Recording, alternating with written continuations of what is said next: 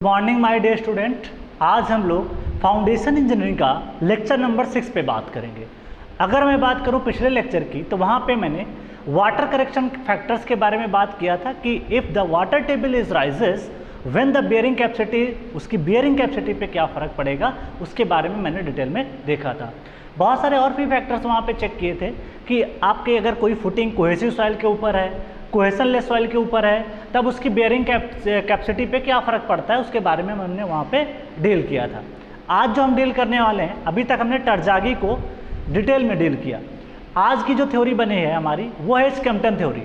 आज का जो लेक्चर चलेगा वो स्कैम्पटन थ्योरी, इसके अलावा जो अदर थ्योरीज निकल के आती हैं, स्कैम्पटन है, स्लिप सर्कल थ्योरी है, उसके अलावा आपकी जो मेयर हाफ थ्योरी है, उन सब के बारे में हम लोग डिटेल में आजकल डील करने वाले। तो सबसे पहले स्टार्ट करते हैं हम लोग हैं यहाँ पे। दिस इज फर्स्ट थ्योरी, जो भी अभी तक टरजागी पढ़ रखा है। अब मैं बात करने वाला हूँ स्कैम्पटन थ्योरी। स्कैम्पटन थ्योरी, यहाँ से भी आपके क्वेश्चंस निकल के आते हैं। अगर आप प्रीवियस ईयर क्वेश्चंस को देखोगे तो यहाँ पे भी बहुत सारे ऑब्जेक्टिव क्वेश्चन निकल के आपके आते हैं, चाहे वो गेट का एग्जाम हो, चाहे वो आईएएस का एग्जाम हो, तो हर एग्जाम्स में ये क्वेश्चंस पूछे जाते हैं। ठीक, तो इनके बारे में पढ़ना जरूरी है। ठीक है, चलो। फर्स्ट पॉइंट ये कह रहा है कि पहला पॉइंट ये कह रहा है कि this theory is valid for only C soil, मतलब कोहेसिव सॉइल। तो पहला पॉइंट ये कह रहा है कि जो हमारी स्कैम्पटन थ्योरी है, ये ओनली वैलिड फॉर आपका सी सॉइल, मतलब कोहेसिव सॉइल। तो फर्स्ट पॉइंट लिख सकते हैं, स्कैम्पटन्स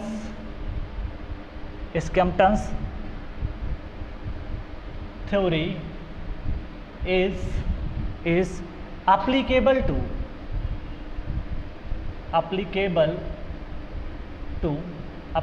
to pure cohesive soil,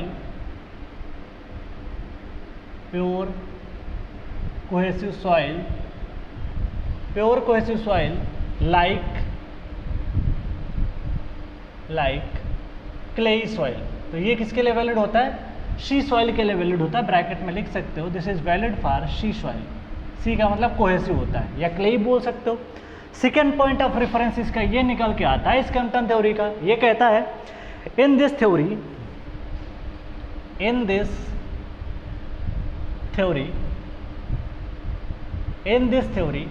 second point ये कह रहा है कि ये थ्योरी जो होती है, इसमें हम लोग सैलो के लिए भी अप्लाई कर सकते हैं और डीप के लिए भी अप्लाई कर सकते हैं। अब इस बात को समझने के लिए इस पॉइंट को देखते हैं। इन दिस थ्योरी साइड रेजिस्टेंस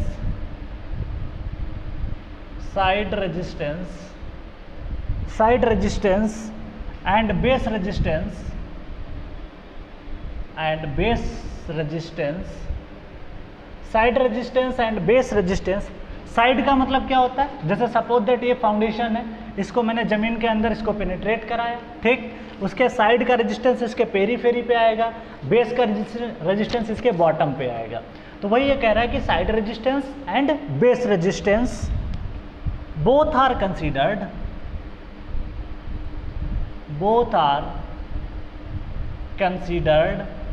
दोनों को कंसीडर किया गया है। Both are considered, hence this theory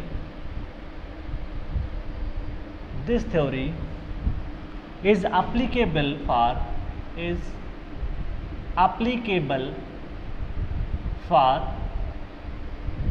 for both hence considered, hence this theory is applicable for both shallow as well as deep foundation या footing.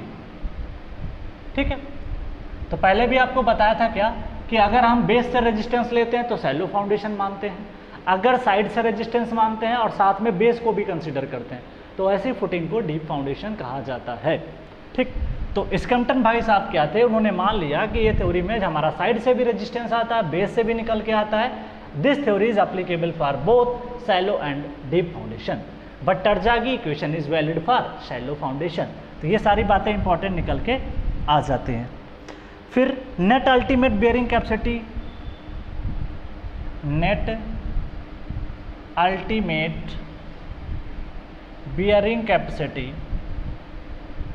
Net ultimate bearing capacity net ultimate bearing capacity for a clay soil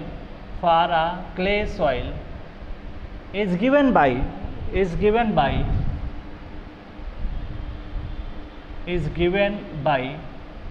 क्या है, net ultimate bearing capacity is equal to, this is how much, 5.14, या इसको ऐसा लिखा जा सकता है। हमेशा ध्यान रखिएगा कि जो पहली बात तो ये सी सॉइल के लिए वैलिड है, इसी वजह से इसके जो अदर टर्म है वो ख़त्म हो जाते हैं। और नेट का टर्म आपने लिखा है, तो इसके पहले जो टर्म आया था Q plus N Q N 1/2 B gamma वगैरह सब कुछ लिखते हो। एन गामा की वैल्यू सी सॉइल के लिए 0 थी, तो वो तो टर्म गया, बचा क्या, क्यू एन क्यू बचा, एन क्यू की वैल्यू 1 हो गई, तो बचा क्या, क्यू बचा। तो प्लस क्यू यहाँ पे आया जो कि आपका गामा डी एफ होता है, बट आपने लिखा क्या है, सरचार्ज लिखा है, sorry net ultimate bearing capacity लिखा है। तो अगर आपने इसको net ultimate bearing capacity mention कर रखा होगा, तो आप ध्यान रखना कि जब नेट आप लिखते हो तो अल्टीमेट बियरिंग कैपेसिटी माइनस क्या करते हो, आपको गामा डी एफ और सब्ट्रैक्ट करना पड़ता है, ठीक। इसी वजह से यहाँ पे गामा डी एफ का टर्म हट चुका है, ठीक है। तो इस तरीके से आप इसको लिख सकते हो, ठीक। चल, तो इस बात को मतलब मैंने यहाँ पे समझा दिया। क्लेई सॉइल है तो लिखा जा सकता है क्या, this is phi equal to 0, इससे हमारा क्या आ जाएगा, दैट इज एन क्यू की वैल्यू यहाँ 1 है, एन गामा की वैल्यू यहाँ पे क्या है, 0। क्लियर। चल, इस बात को समझते हैं। और यहाँ पे एन सी की वैल्यू हम अभी निकालेंगे, 5 पॉइंट शायद मेरे को 14 आता है। चल, सॉरी यहाँ पे 5.4 नहीं आता, ये डिपेंड करेगा डेप्थ एंड फुटिंग पे। एन सी डिपेंड्स अपॉन, या ऐसा भी लिख सकते हैं, यहाँ पे ऐसा नहीं होता है। तो N C is the function of D F by B ratio, ये फंक्शन निकल के आता है। तो आप ध्यान रखिएगा, स्कम्पटन के केस में डायरेक्ट वैल्यू कंसीडर नहीं कर सकते। तो एन सी की वैल्यू जो निकल के आती है वो डिपेंड करती है डेप्थ अपॉन विड्थ के रेशियो पे डिपेंड करती है। तो हम देखेंगे कि डेप्थ बाई बी का जो रेशियो होता है उसके अकॉर्डिंग इसके फैक्टर्स वैल्यू निकल के आती है, उसके बारे में हम लोग यहाँ पे डील करेंगे। ओके, चल नेक्स्ट अगर बात करें तो यहाँ पे जो पैरामीटर है, ये तो आपने इसको मेंशन कर दिया। यहाँ पे जो पैरामीटर है where C and N C, where C को क्या लिखा जा सकता है, this is unit cohesion of clay, this is unit cohesion of clay, this is unit cohesion of clay. और जहाँ पे एन सी क्या है, एन सी है Skempton's, this is N C, Skempton's bearing capacity factors, bearing capacity factor, ये क्या है, factor है, ठीक है। विच डिपेंड्स अपॉन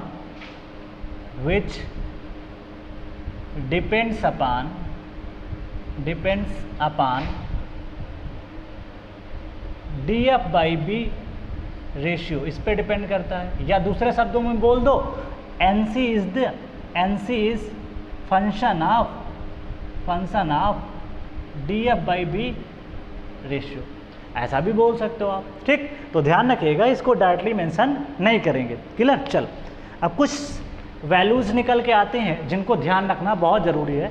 मैं पहले मेंशन कर देता हूँ, फिर मैं आपको याद करने का इसका तरीका भी बता देता हूँ, ठीक है। बड़ा आसान है। तो देखो, सबसे पहले ये जो स्कैम्पटन थ्योरी थी, ये सी सॉइल के लिए वैलिड था। तो इसमें देखो केस निकल के आते हैं। पहला है टाइप ऑफ फुटिंग, फिर नेक्स्ट आता है केस 1, केस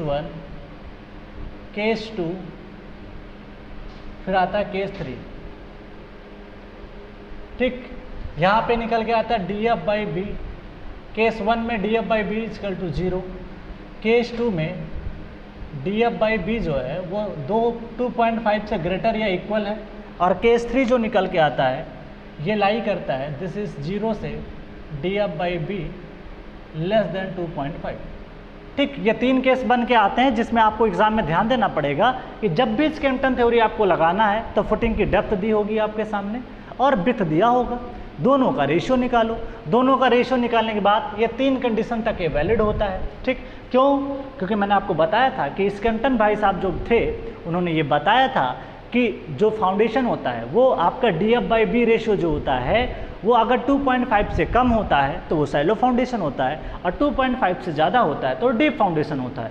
उन्हीं बाउंड्री कंडीशंस को लेके इन्होंने आपने फार्मूले दिए। क्या क्या दिए? पहला निकल के आता है स्ट्रिप फुटिंग के लिए, स्ट्रिप फुटिंग। दूसरा निकल के आता है स्क्वायर या सर्कुलर फुटिंग, स्क्वायर या सर्कुलर फुटिंग, ठीक। और थर्ड निकल के आता है रेक्टेंगुलर या राफ्ट फुटिंग। ये 3 कहानी निकल के आ जाती हैं, इनके फार्मूले बन के आते हैं। जैसे स्ट्रिप फुटिंग के केस में इसकी जो वैल्यू होती है, ये पहला होता है that is 5th, this is 5, sorry यहाँ पे एनसी की वैल्यू मुझे लिखना है, जो मेरे को निकालना है, मेन मुद्दा जो मेरा है वो एनसी है। तो इसके लिए जो एनसी की वैल्यू स्ट्रिप फुटिंग के केस में 5 आता है। अगर DF/B रेशियो 0 निकल के आता है, इसको मैं प्रूव भी कर दूंगा अभी, ठीक है। तो दिस इज एनसी। इस केस में एनसी की वैल्यू आती है 7.5, और नेक्स्ट केस में एनसी आता है दैट इज 5 ब्रैकेट में 1 + 0.2 DF/B। अगर मान लिया कि आपकी डेप्थ जो है 0 से 2.5 के बीच लाई करेगी, तो आप ये डायरेक्टली फार्मूला अप्लाई कर सकते हो, ठीक। अब इसको प्रूफ भी कर लेते हैं। कैसे? देखो, अगर आप DF/B का रेशियो, अगर मैं DF/B का रेशियो अगर 0 कर दूं तो मेरा आंसर 5 आ जाएगा। आ सकता है, पुट करके देख लो। इसमें पुट करो, DF/B का वैल्यू अगर 0 पुट करोगे तो 1 + 0, 5 × 1 क्या होता है? 5 निकल के आता है। फिर आ जाओ, DF/B को अगर मैं 2.5 पुट करूँ तो 2.5 पुट करोगे तो 1 + 0.2 इंटू 2.5 पुट करके देख लो।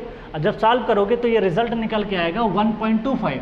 1.25 को 5 से मल्टीप्लाई करके देख लेना, तो इससे निकल के आपका रिजल्ट आ जाएगा। सॉरी, यहाँ पे 0.2 समथिंग करोगे 2.5, तो ये 1 पॉइंट समथिंग करके 5 निकल के आएगा। तो 1.5 जब आप रखोगे, 1.5 × 5 करोगे तो रिजल्ट आएगा 7.5। तो इसका मतलब ये हुआ कि अगर आप इसको याद कर लेते हो तो ये रिजल्ट याद करने में कोई दिक्कत नहीं आएगी। नेक्स्ट निकल के आता है एनसी की वैल्यू 6।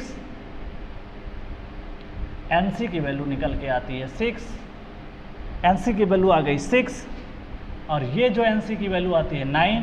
और नेक्स्ट फार्मूला एनसी का बन के आता, बड़ा इंपॉर्टेंट है, 6 1 + 0.2 DF/B। तो इस तरीके से आप इसको पुटअप कर सकते हो। क्लियर? अब इसमें भी पुट कर सकते हो, पुट करके चेक कर लो।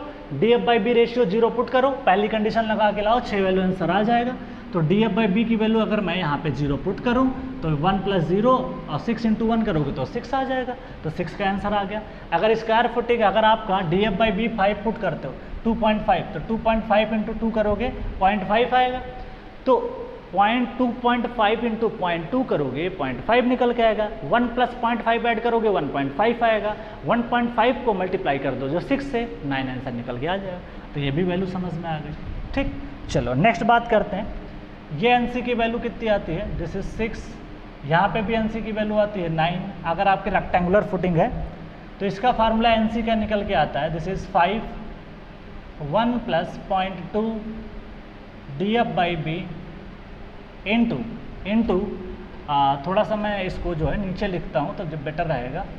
इंटू करके मैं लिख रहा हूँ नीचे, तो या तो इसको एक साथ लिखता हूँ, नहीं तो आप कंफ्यूज हो जाओगे। मैं एक साथ मेंशन करता हूँ, आपको कोई कंफ्यूजन नहीं होना चाहिए।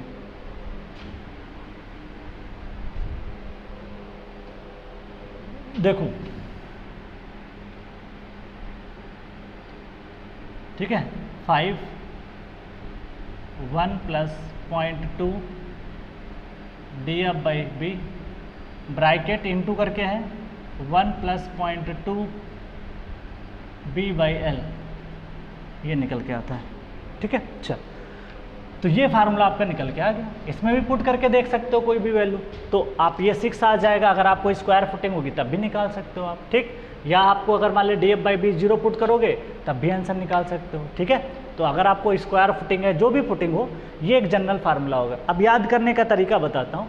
देखो भाई, पहली फुटिंग क्या है? स्ट्रिप, फिर क्या है? स्क्वायर, फिर क्या है? रेक्टेंगुलर। तो इसको मैं 3 नाम से पुकारूंगा, SSR। याद करने का तरीका बता रहा हूँ। SSR, एस का मतलब यहाँ पे स्ट्रिप है, यहाँ पे एस का मतलब है स्क्वायर है, स्क्वायर बोल दो, सर्कुलर बोल दो, सर्कुलर सर्कुलर सर्कुलर बोल दो, और इसको आप बोल सकते हो रेक्टेंगुलर। ऐसा सारे याद रखना, शॉर्ट तरीका बता रहा हूँ क्योंकि देखो भूल जाता है अक्सर एग्जाम में, तो ना भूलो तो उससे अच्छा है। SSR याद कर सकते हो, SSR का मतलब रसिया USSR बोलते हो कभी कभी, ठीक है, USSR सोवियत संघ के बारे में बात कर रहे हैं, समझ लो। तो SSR, S का मतलब स्ट्रिप हो गया, स्क्वायर हो गया, ये हो गया। इसके नीचे लिखो 565, 565 तो याद ही कर सकते हो, 565 565 SSR। कैसे याद करोगे? SSR याद रखना, उसके नीचे 565 याद रखना। अब कैसे याद करना है? ये तो सब में कॉमन टर्म है, 0.2 df/b 1 + 0. df/2। ये रेक्टेंगल है तो लेंथ भी आएगा। तो आप देखो कुछ नहीं करना, आपको 5 के साथ मल्टीप्लाई क्या करना है, 1 + 0.2 df/b। अगले में 6 मल्टीप्लाई करना है, 1 + 0.2 df/b। फिर अगले में क्या करना है, अगली फुटिंग कैसी है, रेक्टेंगुलर है, इसका मतलब इसमें लेंथ भी रहेगी, विड्थ भी रहेगी। तो अगले में दोनों फैक्टर आएंगे, df/b भी आएगा और b/l भी आएगा। तो इस तरीके से आप फैक्टर्स को यहाँ पे लिख सकते हो। ध्यान रहे कि जब आपका रेक्टेंगुलर फुटिंग रहेगा तो यहाँ पे 5 के साथ में 2 टर्म आते हैं। तो याद करने का तरीका, SSR 565, टर्म कौन सा, पहला 1 + 0.2। अब आपको ये फार्मूले भी याद करने की ज़रूरत ना पड़ेगी, आपको ये याद रहेगा तो आप सीधे कंडीशंस लगा करके प्रूफ कर सकते हो, तो सिंपली आपके आंसर्स आ जाएंगे। तो इस तरीके से आप यहाँ पे कर सकते हो, ठीक है। चल, तो अब इसको आप नोट डाउन करो, फिर मैं आगे बढ़ता हूँ। आप पहले इसको लिख लो, फिर मैं आगे सारी कहानी को समझाता हूँ। तो ये एक तरीके का आपका याद करने का एक तरीका बताया हूँ, ये आप तरीका लिख सकते हो शॉर्ट। अब कैसे याद कर सकते हो ये आप, या तो भैया आप ऐसे याद कर लो, या मैंने जो बताया आप वैसे याद कर लो। मेरे को तो ऐसे याद रहता है, इसलिए मैं यहाँ पे कोशिश नहीं करता हूँ, ठीक है। चल, आप इसको नोट डाउन करो, फिर मैं आगे नेक्स्ट चीज़ों को समझाने की कोशिश करता हूँ, ठीक है। तो ये बात तो आपको क्लियर हो गई होगी। फिर हम बात करेंगे नेक्स्ट। अब ओके, अब आपने शायद, मुझे लगता है कि नोट डाउन कर लिया होगा। मैं इसको रफ करूंगा अब, क्योंकि मेरे को बहुत सारी चीज़ें समझानी है आज थ्योरी में। तो इसको याद करने का तरीका बता दें। यहाँ से ऑब्जेक्टिव क्वेश्चन क्या बनेगा कि सॉइल के लिए वैलिड है, ठीक। उसके अलावा ये डीप सैलो दोनों के लिए अप्लाई कर सकते हो, कोहेसिव सॉइल के लिए अप्लाई कर सकते हो, ये एक इंपॉर्टेंट है। बाकी ये जो फार्मूले जो बताए ये लगते हैं। तो इस पर मेंस में भी क्वेश्चन पूछा, इस पर पता है, इस स्कैम्पटन थ्योरी पे उन्होंने डायरेक्टली मेंस में क्वेश्चन पूछ रखे हैं, तो वो आपको तैयार होना जरूरी है, ठीक है। तो ये बात तो मैंने आपको क्लियर कर दी।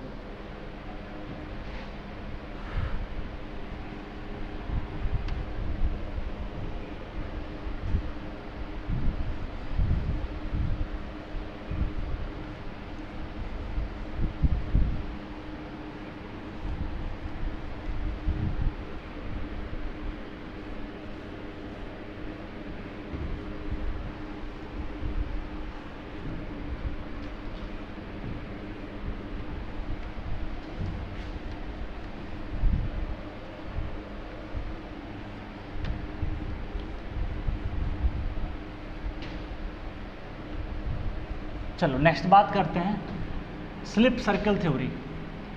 स्लिप सर्कल थ्योरी, उसके बारे में यहाँ पे डील करते हैं। हालांकि मैंने इसको वहाँ पे मेंशन नहीं किया था शुरुआत में कौन कौन सी थ्योरी होती है, लेकिन फिर भी यहाँ पे समझते हैं उसके बारे में क्या है। ऑब्जेक्टिव क्वेश्चन इस पर भी ES ने पूछ रखे हैं।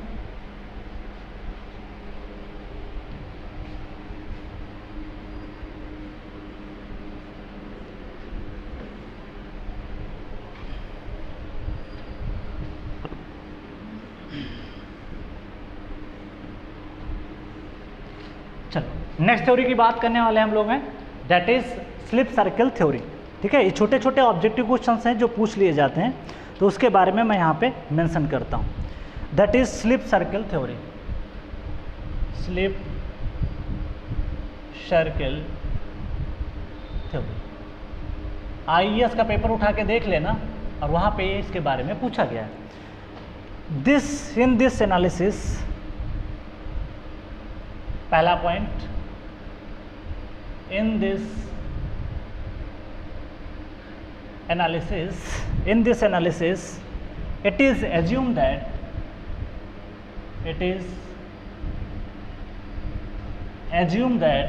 क्या assume किया, assume that foundation is failed by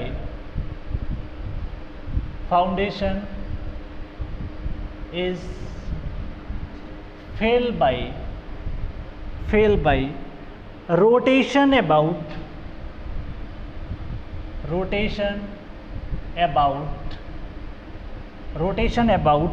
circular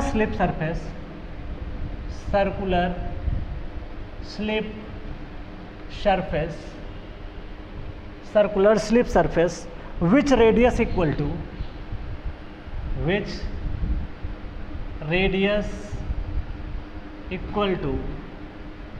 with. Exam में यही पूछ लेगा कि बताओ रोटेशन आप उसकी जो रेडियस होती है वो लेंथ के बराबर होती है, विड्थ के बराबर होती है, ये पूछ लेगा। तो इसको समझते हैं। सपोज दैट ये है आपकी फुटिंग,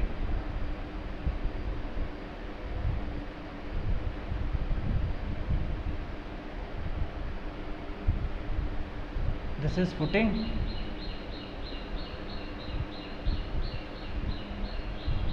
दैट इज क्यू। ये ग्राउंड लेवल है, दिस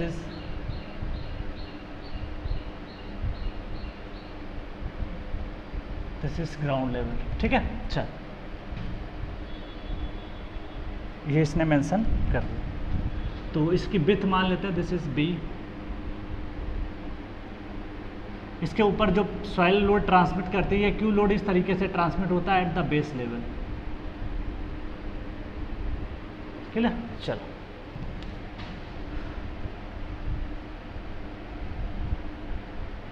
इस तरीके से इसका ट्रायंगुलर स्ट्रेस डायग्राम बनता है इसके फुटिंग के नीचे का। तो सरफेस इस तरीके से दिखाया जाता है, कुछ इस तरीके से।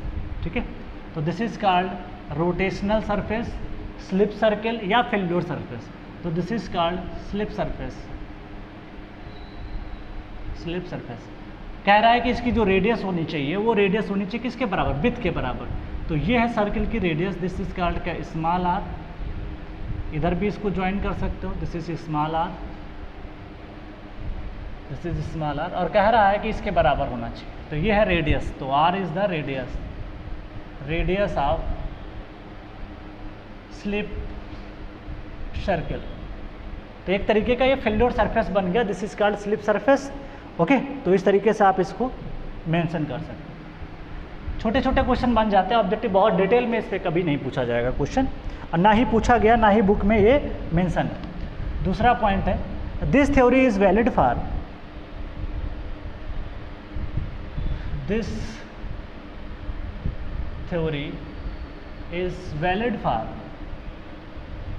Both C5 soil. तो ये वैलिड हो जाता है आपका C5 सॉइल के लिए, मतलब सी सॉइल कोहेसिव और कोहेशनलेस दोनों के लिए। ठीक, तो अल्टीमेट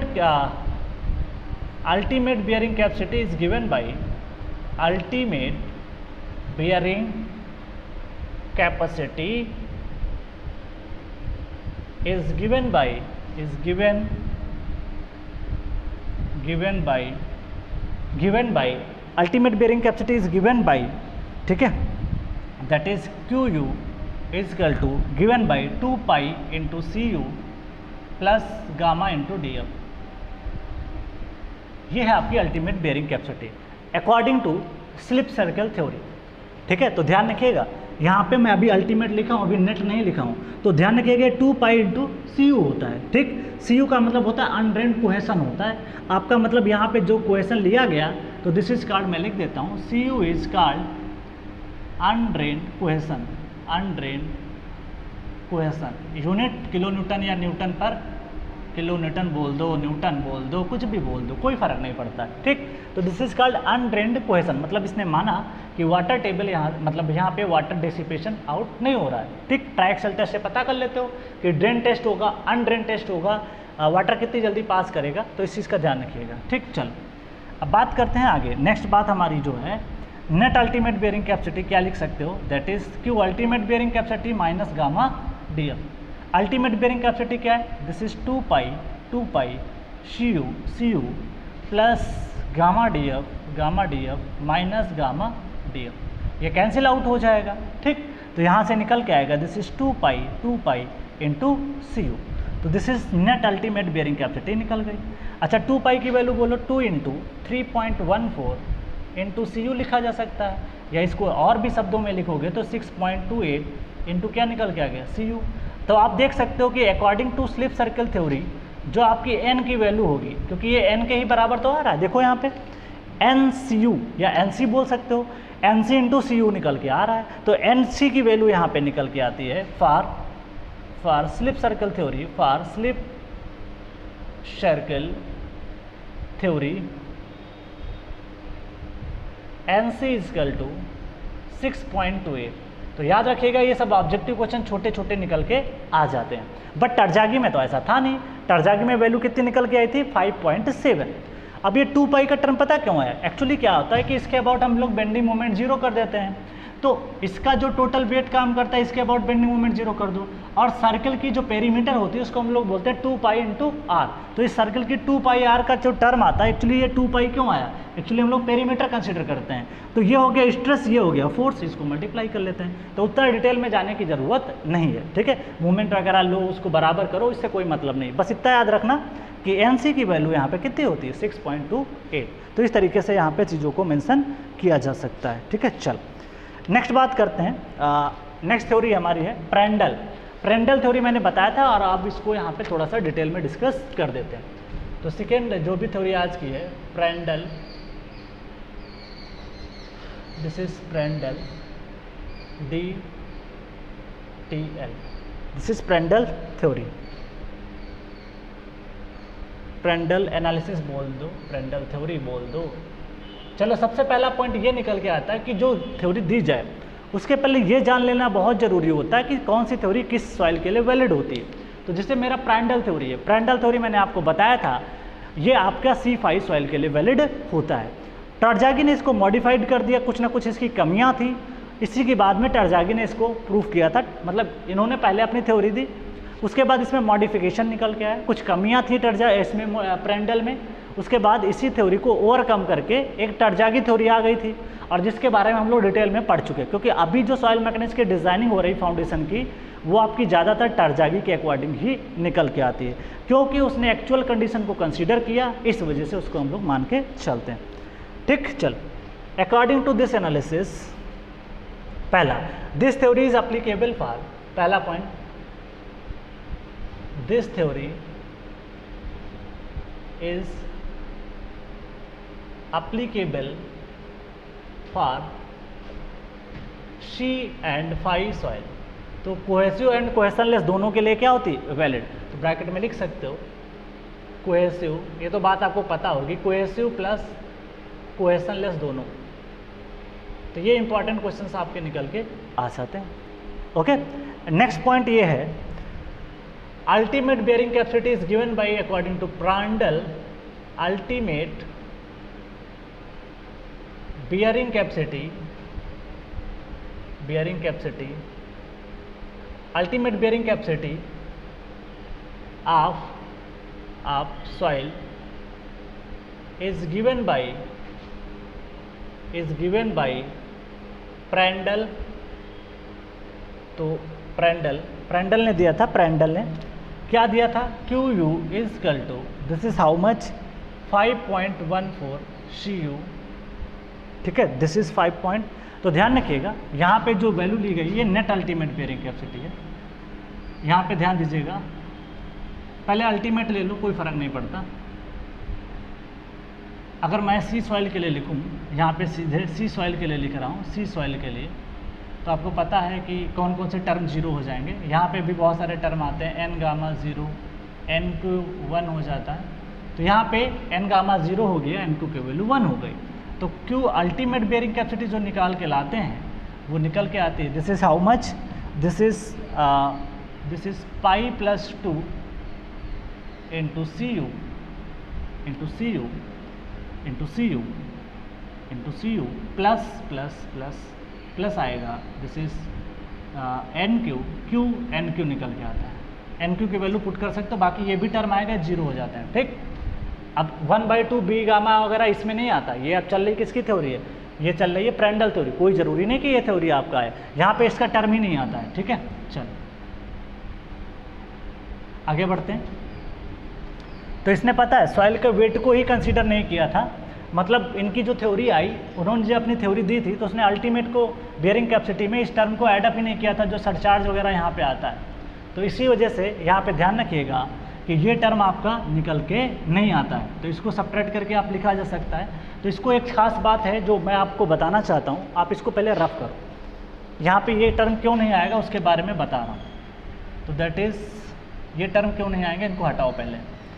एक्चुअली जो आपके प्रैंडल साहब थे, उन्होंने जो थ्योरी दी, उन्होंने सॉइल के वेट को कंसीडर नहीं किया जो यहाँ पे रहती है, बट टरजागी जब आए तो उन्होंने जो क्यू एन क्यू का टर्म था उसको एडअप करके दिखाया।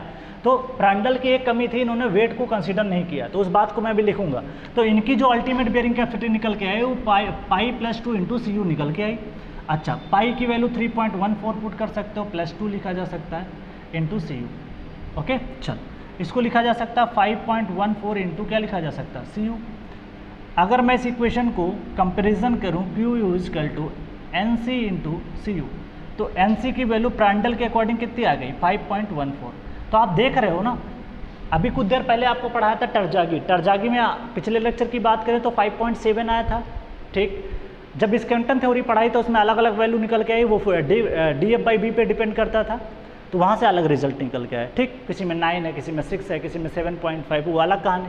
फिर मैंने देखा स्लिप सर्कल थ्योरी, वहाँ पे एनसी की वैल्यू 6.828 आ रही थी। फिर मैंने देखा प्रैंडल थ्योरी, उसमें इसकी वैल्यू निकल के आई 5.1। तो यहाँ पे कुछ बात है जो मेरे को मेंशन करनी है, उस बात को मैं यहाँ पर मेंशन कर देता हूँ। यहाँ पे जो आपने लिखा C5 सॉइल के लिए, this is ultimate bearing capacity for C soil, here here here weight of soil above foundation level is not considered, यहीं पे लिख देता हूँ, आप बाद में लिख दीजिएगा, नॉट कंसिडर्ड बाई प्रैंडल। तो ये इनका ड्रॉबैक था, प्रैंडल। ठीक है, प्रैंडल का ये जो ड्रॉबैक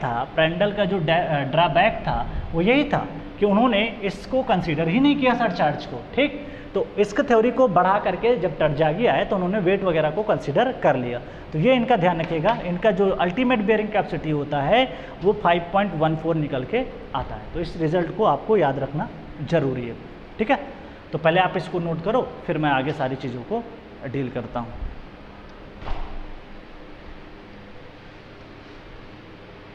चलो, तो आगे हम बात करते हैं बहुत सारी चीज़ों के बारे में।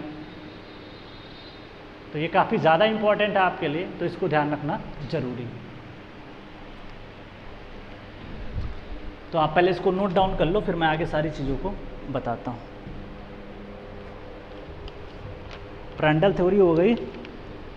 अब बात करते हैं कुछ अर्थ प्रेशर थ्योरी के बारे में, थोड़ा सा डिटेल में डील करते हैं। अर्थ प्रेशर थ्योरी का कितना डेप्थ निकल के आता है उसके बारे में हम लोग यहाँ पे डील करने वाले हैं।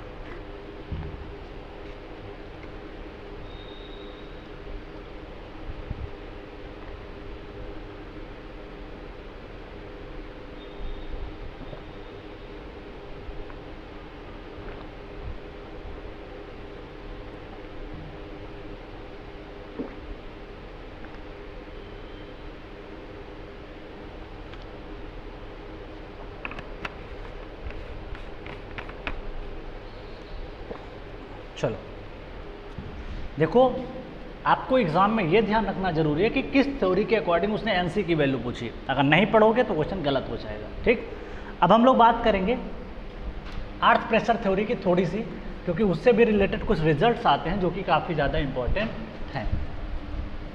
उसके बारे में हम लोग यहाँ पे डील करते हैं जल्दी से।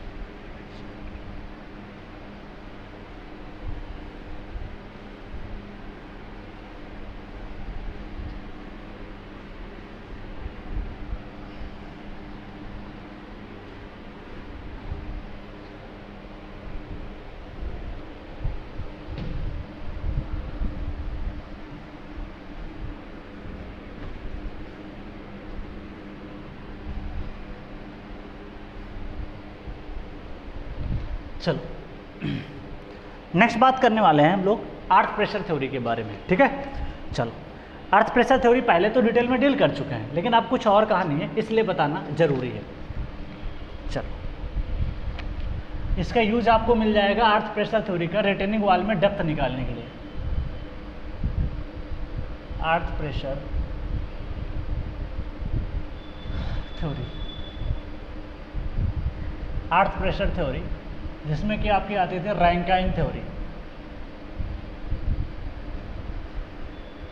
रैंकाइन थ्योरी, ठीक है। क्या आती थी? रैंकाइन थ्योरी आती थी। चलो इसमें जल्दी से डील करते हैं। बताओ रैंकाइन थ्योरी किसके लिए वैलिड थी? तो पहला पॉइंट मैं मेंशन करता हूँ, Rankine theory, Rankine theory is valid for या अप्लीकेबल फॉर, कुछ भी लिख दो, is applicable for, applicable for, applicable for cohesionless soil, cohesionless soil. Cohesionless soil का मतलब यहाँ पे निकल के आता है like sandy and gravel soil, like sandy and gravel soil. तो इस तरीके से आप इसको कर सकते हो। क्लियर है? चल अब बात कर लेते हैं इसकी क्या यहाँ पे यूटिलाइजेशन इसका है, क्या पर्पस है मेरा, उसको देखते हैं। सपोज दैट मेरे को यहाँ पे निकालना है, तो मैं दूसरी हेडिंग बना देता हूँ, to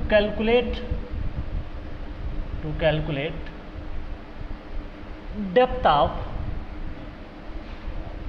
foundation, to calculate the depth of foundation by considering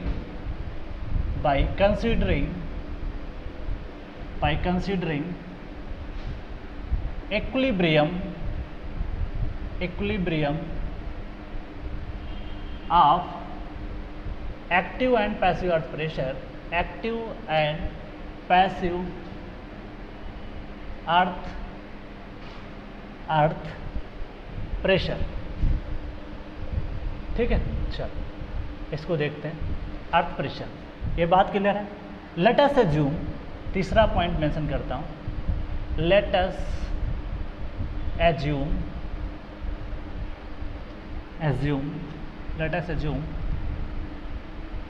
unit weight of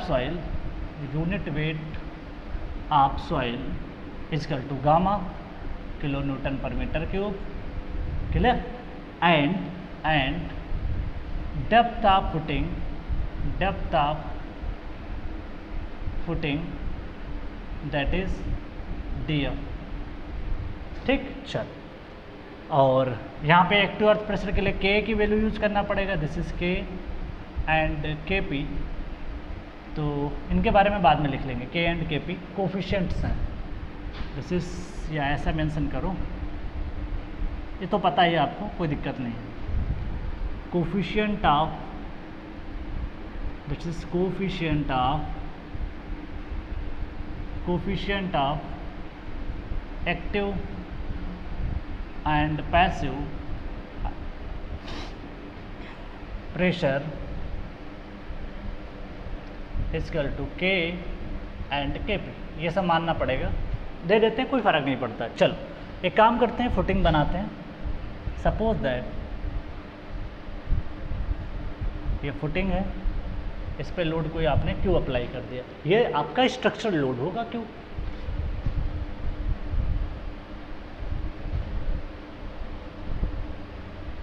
इस तरीके से कहानी है, ठीक। चलो ये ग्राउंड लेवल है, ये ground level, this is GL, this is GL, this is GL, ये ग्राउंड लेवल है, ठीक है। ओके, डेप्थ ऑफ फुटिंग निकल के आएगा, this is depth of footing. इसके बराबर आप सरचार्ज यहाँ पे लगा सकते हो, भाई जितना फुटिंग का वेट था उसको हटाओ, और जो ये सॉइल मास था पूरा, इसके बराबर एक सरचार्ज लगा सकते हो, दैट इज़ Q, और ये सॉइल का गामा है, और this is depth of footing DF है, ठीक। तो Q इक्वल टू लिखा जा सकता है गामा इंटू DF। इसको डॉट डॉट नीचे प्रोजेक्ट करते हुए ये हो गया आपका दिस, ठीक। चल this is with is B, this is with B. यहाँ पे एक सॉइल का बेस प्रेशर या अल्टीमेट बेयरिंग कैपेसिटी कह सकते हो। अगर इक्विलिब्रियम में मानोगे, अगर सॉइल फेल नहीं करनी चाहिए तो उस समय सॉइल के बेस पे जो प्रेशर डेवलप होगा वो अल्टीमेट बेयरिंग कैपेसिटी के बराबर होगा, जिसकी वैल्यू अगर मैं मानूँ दैट इज़, इसकी वैल्यू अगर मैं लिखूँ that is called Q U. Okay, चल यहाँ पे एक पॉइंट कंसीडर करते हैं इसके इंटरफेस पे। यहाँ पे एक इंटरफेस पे एक पॉइंट कंसीडर करते हैं। सपोज दैट एक पॉइंट है 1, ये यहाँ पे। इसका एक स्ट्रेस डायग्राम बनाते हैं, दिस इज स्ट्रेस डायग्राम। ठीक, इसके ऊपर आपका ये प्रेशर आएगा दैट इज क्यू यू। इसका कितना मेंशन कर रखा है, दैट इज क्यू यू। ठीक है, चलो यहाँ पे लिख लेते हैं। जो प्रेशर निकल के आएगा यहाँ पे, इसको बार कर दो, क्यू की जगह पे यहाँ पे सिग्मा बार बोल दो, जो सरचार्ज की वैल्यू निकल के आती है। चलो यहाँ पे अगर मैं बात करूँ, यहाँ पे दो चीज़ें समझना बहुत ज़रूरी है कि इस जोन में सॉइल कैसी है, एक्टिव है या पैसिव है, और इस जोन में सॉइल आपकी कैसी है। ठीक है, चल तो यहाँ की जो सॉइल रहेगी वो आपकी एक्टिव कंडीशन में रहेगी, और ये आपकी निकल के आएगी पैसिव केस में। जितनी साइड की सॉइल होगी इधर भी आपकी निकल के आएगी पैसिव कंडीशन, पैसिव कंडीशन। अभी एक्टिव पैसिव कैसे आएगी उसको समझते हैं थोड़ी देर के लिए। सपोज दैट, ऐसे मानो यहाँ पे आपका सॉइल का जो वेट है, ध्यान दीजिएगा, बड़ा इंपॉर्टेंट बात है। ठीक है, अगर सपोज दैट कि इसके ऊपर लोड आप लगाते हो तो यहाँ का जो सॉइल मास होगा, जब इसके ऊपर लोड आएगा, जब इसके ऊपर लोड आएगा तो क्या होगा, यहाँ पे जो आपका सॉइल मास होगा वो आपके इलास्टिक कंडीशन में रहता है। पहले भी पढ़ाया था, यहाँ का सॉइल मास इलास्टिक केस में रहता है। अगर आपका फाउंडेशन के नीचे की सॉइल मास देखोगे तो जस्ट नीचे की सॉइल मास किस में रहती है, इलास्टिक कंडीशन में रहती है। जब लोड लगाएंगे तो ये कंप्रेस हो जाएगी, जब लोड हटा लेंगे तो फिर अपनी पोजीशन में फर्दर वो अपने शेप एंड साइज और वॉल्यूम को गेन कर लेती है। ठीक, तो ऐसी सॉइल को इलास्टिक सॉइल बोलते हैं, इलास्टिक कंडीशन यहाँ पे बोलते हैं। ठीक, बट यहाँ पे परमानेंट डिफॉर्मेशन था, पैसिव केस था, प्लास्टिक स्टेज में था। ठीक, अच्छा, तो यहाँ पे हो क्या रहा है, इस सरचार्ज की वजह से, सरचार्ज के वेट की वजह से यहाँ का जो सॉइल पार्टिकल है वो इधर की तरफ पैसिव प्रेशर जनरेट करने की कोशिश कर रहा है। मतलब ये जो यहाँ का सॉइल का पार्टिकल है ये इसके टुवार्ड्स जाने की कोशिश कर रहा है। ठीक है, और यहाँ का पार्टिकल इधर आने की कोशिश कर रहा है। इसका मतलब ये हुआ कि यहाँ का सॉइल मास जो है वो आपका जो स्ट्रक्चर है उससे कांटेक्ट छोड़ने की कोशिश कर रहा है। अगर सॉइल मास स्ट्रक्चर से दूर जाता है तो वो एक्टिव कंडीशन कहलाती है, अगर स्ट्रक्चर के पास आता है तो वो क्या होता है, पैसिव होता है। तो यहाँ की सॉइल मास दूर जाने की कोशिश करती है, बट इधर की सॉइल मास इसके पास आने की कोशिश करती है। तो यहाँ का सॉइल मास क्या हो जाता है, पैसिव केस हो जाता है, और इधर का जोन क्या हो जाता है, एक्टिव, क्योंकि यहाँ की सॉइल मास इधर से खिसकना शुरू कर देती है। यहाँ पे सॉइल मास क्या होता है, डेंस होने लग जाती है, तो यहाँ पैसिव, यहाँ पे एक्टिव। इसी चीज़ को थोड़ा सा समझना जरूरी है। ठीक, चल तो फॉर एक्टिव केस अगर मैं लिखूँ यहाँ पे वर्टिकल प्रेशर को, यहाँ पे P आ जाएगा, P इस साइड में, और सेम एलिमेंट अगर मैं यहीं पे बनाऊँ तो सेम प्रेशर P आपका यहाँ पे काम करेगा। तो इसको नाम दे दिया 1, इसका नाम दे दिया 2। इसके ऊपर सरचार्ज काम कर रहा है। इसके देखिए ध्यान से पढ़िएगा, यहाँ पे इस वाले एलिमेंट के ऊपर कौन सा वेट आ रहा है, सरचार्ज का आ रहा है। इस वाले एलिमेंट के ऊपर किसका वेट आएगा, जो यहाँ की जो स्ट्रेसेस काम करेंगे उसका वेट आएगा। तो फॉर एक्टिव स्टेज मैं दोनों कंडीशन को लिखता हूँ, this is for active stage या एक्टिव केस जो आपका प्रेशर होता है, प्रेशर हमेशा क्या लिखते थे, हॉरिजॉन्टल डायरेक्शन का लिखते थे, this is called P A लिख दो आप। ठीक है, P A is equal to, write down is equal to sigma V into K की वैल्यू लिख सकते हो क्या, 1 माइनस साइन फाई, या अभी इसको छोड़ दो, अभी लिखने की ज़रूरत नहीं है क्योंकि मेरे को बार बार लिखना पड़ेगा। दिस इज़ के, और इसने सिग्मा वी को जो माना है वो आपको मान लिया, कंसीडर जो किया गया है वैल्यूज़ को वो कंसीडर किया गया है, that is gamma D F. तो इस तरीके से आप इसको यहाँ पे निकाल सकते हो। ठीक है, चल तो इसको हम लोग लिख सकते हैं सिग्मा वी को क्यू अल्टीमेट। देख सकते हो आप यहाँ पे ध्यान देना, देखो यहाँ पे हो क्या रहा है कि जैसे ही लोड लगाया होगा इसके नीचे से भी तो रेजिस्टेंस आया होगा, ये सॉइल की बेयरिंग कैपेसिटी निकल के आई होगी। सॉइल क्या करेगी, जैसे लोड लगाओगे नीचे से सॉइल कहेगी मैं आपको जाने नहीं दूंगा, तो उतना ही प्रेशर डेवलप होगा फुटिंग के बेस लेवल पे। तो ये जो क्यू यू है वो अल्टीमेट बेयरिंग कैपेसिटी के बराबर आप लिख सकते हो, सॉइल की अल्टीमेट बेयरिंग कैपेसिटी के बराबर। ठीक, हम मान के चल रहे हैं कि जो सॉइल के अंदर अल्टीमेट बेयरिंग कैपेसिटी है वो उसके बराबर है जो सॉइल का ग्रॉस प्रेशर डेवलप्ड होता है कहाँ पे, फुटिंग के लेवल तक। तो हम लोग लिख सकते हैं दैट इज, यह आपका एक्टिव कंडीशन होगा तो वर्टिकल स्ट्रेस यहाँ पे जो निकल के आएगा that is called Q U. तो वही चीज़ लिख दी गई है क्यू यू। बट यहाँ पे वर्टिकल प्रेशर कौन सा है, सरचार्ज वाली वैल्यू है, यहाँ पे थोड़ी रहेगा, ये वाला वेट इधर काम करेगा, क्योंकि हम लोग मान के चल रहे हैं कि जो सरचार्ज का वैल्यू है, जो सॉइल मास इधर लग रहा है वो इधर भी लगेगा, सेम कहानी। This is surcharge, this is sigma bar is equal to gamma into D F, ये लिख सकते हो आप। तो दिस इज फर्स्ट कंडीशन। तो दूसरा है for passive case, for passive case PP is equal to that is sigma V into KP। अब सिग्मा V आप देखो, जो पैसिव का केस बना उसके ऊपर कौन सा वेट आ रहा है, सरचार्ज का वेट आ रहा है। यहाँ पे सरचार्ज क्यों नहीं कंसीडर किया, बिकॉज यहाँ पे फुटिंग को कंसीडर कर रहे हैं, फुटिंग के बेस के ऊपर प्रेशर को कंसीडर कर लिए, और ये वाला जो सरचार्ज है इसको इक्विवेलेंट मैंने यहाँ पे मान लिया कि भैया ये पूरा का पूरा जो सॉइल का सरचार्ज है वो मैंने यहाँ पे दर्शा दिया आपको। ठीक, चलो अब बात कर ले, यहाँ पे वैल्यू को पुटअप करेंगे। सिग्मा V की जगह पे लिखा जा सकता है gamma into D F into KP। But for equilibrium case अगर मैं बात करूँ, एट इक्विलिब्रियम कंडीशन जो जितना प्रेशर यहाँ पे लगेगा उतना ही प्रेशर इधर भी लगेगा। तो फॉर इक्विलिब्रियम कंडीशन,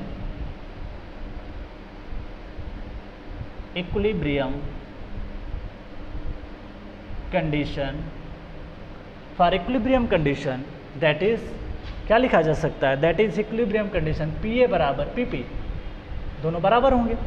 ठीक है, तभी तो आपका इक्विलिब्रियम में रहेगा, नहीं तो फेल्योर अकर हो जाएगा। तो क्या लिखा जा सकता है, that is K into Q U is equal to KP into gamma DF। मेरे को निकालना है फाउंडेशन की डेप्थ कितना आएगा, ये इंपॉर्टेंट है।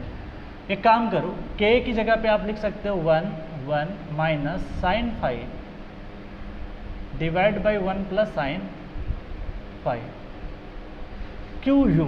इसको आप सॉइल के अल्टीमेट बेयरिंग मान लेना, या आपको एग्जाम में दो चीज़ें दे देगा, या तो क्यू यू को मैं लिख देता हूँ, यहीं पे कहीं पे स्पेस हो तो मैं लिख देता हूँ, चलो यहीं पे लिख देता हूँ, that is Q U is ultimate bearing capacity या अल्टीमेट बेयरिंग कैपेसिटी, शॉर्ट में लिख दिया or pressure developed at the base of footing, pressure developed at the base of footing. तो ध्यान रखिएगा ये बात इंपॉर्टेंट है, या तो आपको एग्जाम में अल्टीमेट बेयरिंग कैपेसिटी दे देगा, या तो आपको कह देगा कि फुटिंग के बेस पे कितना प्रेशर डेवलप हो। याद करने का तरीका मैं अभी निकलवा दूंगा, Q U is equal to 1 plus sine 5 divide by 1 minus sine 5 into gamma D F. Okay, ये इसको ऐसा भी लिखा जा सकता है, क्यू यू इजकल टू, इधर मल्टीप्लाई करोगे तो आएगा 1 प्लस साइन 5 1 माइनस साइन 5 का whole square into gamma into D F, gamma into D F. या दूसरे शब्दों में लिखें तो Q U is equal to K P का whole square, because K P की वैल्यू क्या होती है 1 plus sine 5 upon 1 minus sine 5 K P का square into gamma into D F. ठीक, तो देखो एक काम कर सकते हैं, डी एफ इजकल टू लिख सकते हैं, D F is equal to that is Q U upon gamma into K P square. तो याद करना ये बेटर रहेगा आपके लिए। ठीक है, अगर सॉइल का के पी जितना ज़्यादा हो, देखो बहुत याद करना भी आसान है कि आप भूलो ना तब भी याद कर सकते हो। गामा पे डिपेंड कर रहा है, के पी पे डिपेंड कर रहा है, अल्टीमेट बेयरिंग कैपेसिटी पे डिपेंड कर रहा है। अगर ध्यान देना, सॉइल ये आपका अल्टीमेट बेयरिंग कैपेसिटी नहीं है, इसको दूसरे शब्दों में अगर मैं लिखूं तो ये अल्टीमेट बेयरिंग कैपेसिटी बता दिया, बट होती नहीं है, अल्टीमेट बेयरिंग नहीं होता। ये base pressure developed at the base of footing, जब लोड अप्लाई करते हो। अगर सॉइल के बेस पे लोड ज़्यादा डेवलप होगा, प्रेशर ज़्यादा डेवलप होगा, तो आपकी डेप्थ ऑफ फुटिंग भी ज़्यादा चाहिए आपको। अगर कम हुआ तो फेल हो जाएगा। दूसरी बात, अगर सॉइल का डेंसिटी अच्छा खासा है तो आपको, जैसे सॉइल, दो सॉइल है, एक की डेंसिटी ज़्यादा है, एक की कम है। जो ज़्यादा डेंस होगी सॉइल, जिसकी डेंसिटी ज़्यादा होगी, उसकी बियरिंग कैपेसिटी भी क्या निकल के आएगी, ज़्यादा निकल के आएगी। इसका मतलब उसमें आपको घर बनाते समय डेप्थ ऑफ फुटिंग क्या रखना पड़ेगा, कम। तो आप इसका मतलब गामा पे डिपेंड कर रहा है। दूसरा केपी की वैल्यू जितनी ज़्यादा होगी डेप्थ ऑफ फुटिंग उतना आपको कम रखना पड़ेगा। केपी ज़्यादा कब होगा, जब सॉइल का इंटरनल फ्रिक्शन एंगल क्या होगा, ज़्यादा होगा। इंटरनल फ्रिक्शन एंगल ज़्यादा कब होगा, जब सॉइल आपकी क्या होगी, डेंस सॉइल होगी। तो सारी चीज़ें एक दूसरे से रिलेटेड है, तो याद करना आपके लिए आसान।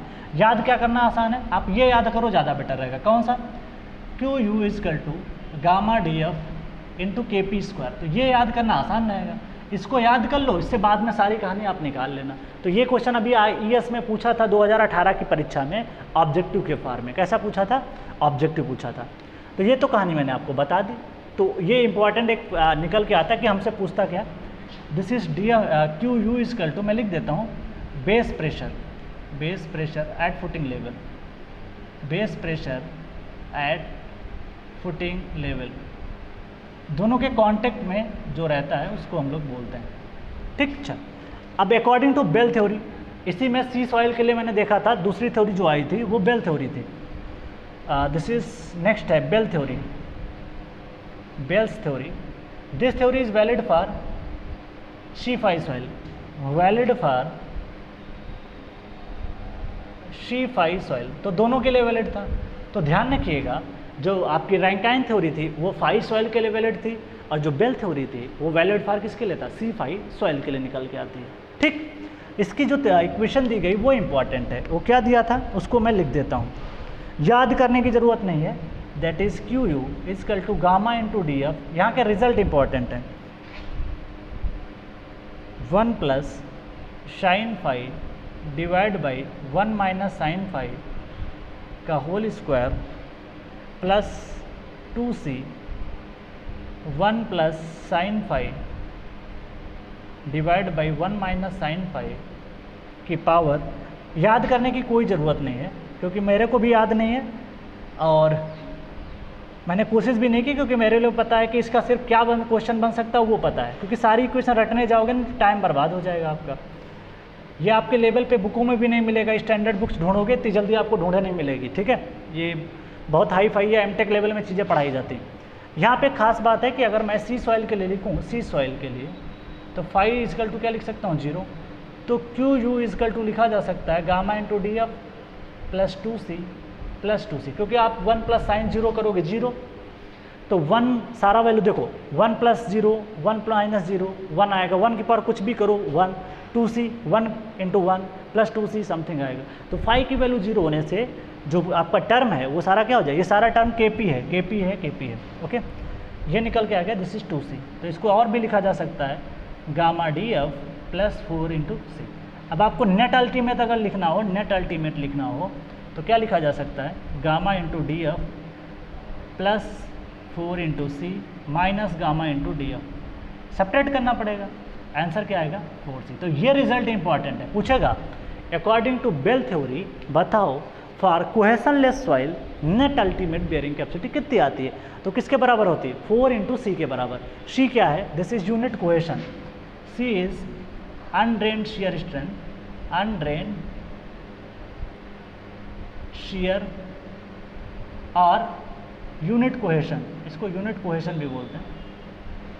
कुछ भी बोल दो कोई फर्क नहीं पड़ता, क्लियर। तो इस बात को आप पहले लिख लो, फिर मैं आगे सारी चीज़ों को डील करता हूँ।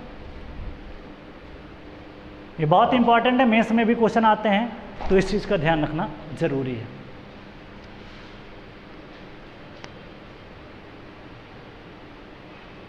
चलो अब हम लोग बात करेंगे next theory, that is mayor half theory के बारे में हम लोग डील करने वाले हैं।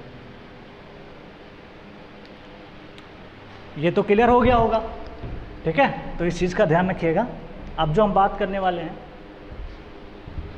नेक्स्ट थ्योरी, बात ध्यान रखिएगा, इसको ये फार्मूला याद करने की कोई ज़रूरत नहीं है। ओके, बस आपको ध्यान का रखना है 4c, net ultimate bearing 4c होती है, बस इतना याद रखना है। बाकी याद करने का तरीका देखो, gamma into D F into K P square, ये क्या है, सरचार्ज का टर्म आ जाएगा। ठीक है, इसको एक टर्म और लिखा जा सकता है sigma bar into K P square, ये भी लिख सकते हो, ठीक है। तो इस तरीके से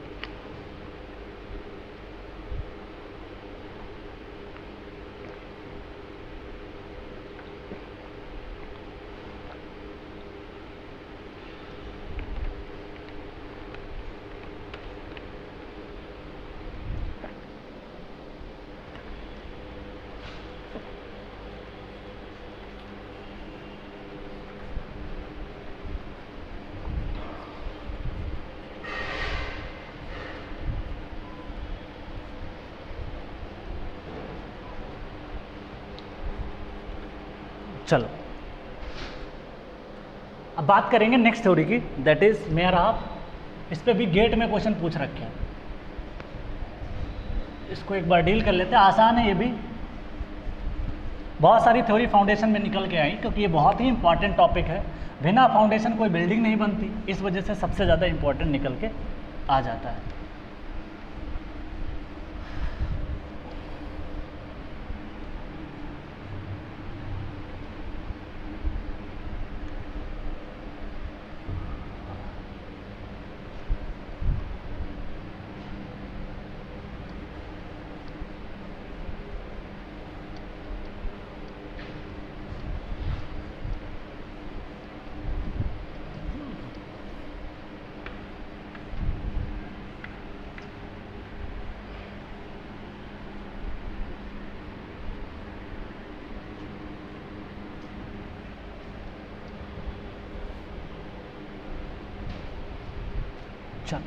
अब बात करेंगे मेयर ऑफ थ्योरी के बारे में।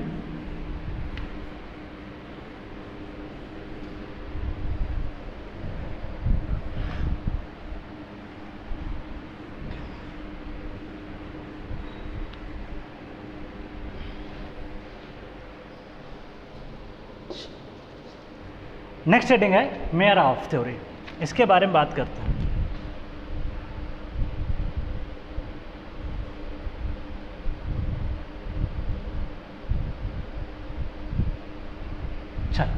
पहला पॉइंट रेफर करते हैं, एक बार पहले सारी चीज़ों को मेंशन कर देते हैं और फिर आपको समझा देते हैं, ठीक है। तो Meyerhof theory is the most generalized theory. Meyerhof theory, जो मेयर ऑफ थ्योरी थी, is most generalised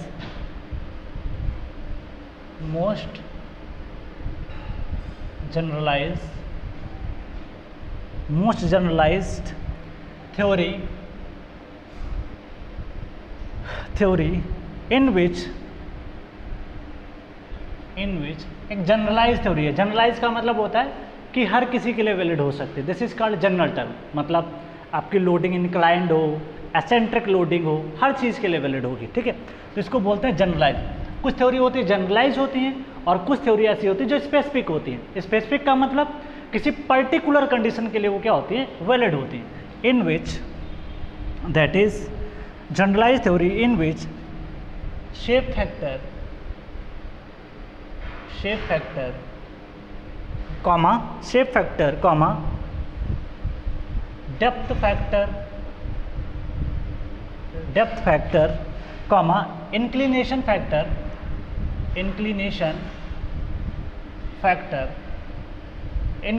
factors are used to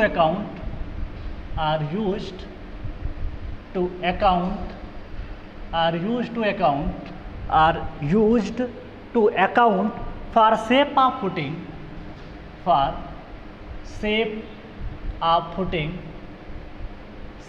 footing like square circular,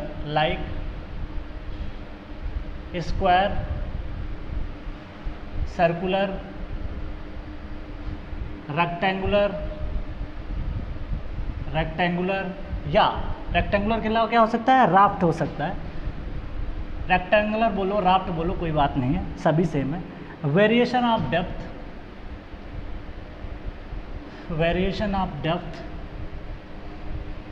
of depth कि सैलो है कि डीप है, सैलो और डीप फाउंडेशन। तो इसमें कई फैक्टर्स ने कंसीडर किए, शेप को भी कंसीडर किया, सैलो होगा या डीप होगा, इंक्लाइंड लोडिंग होगी क्या होगी, सबको इन्होंने कंसीडर कर लिया। तो इसीलिए इसका नाम पड़ गया जनरलाइज थ्योरी, ठीक। And for inclination of load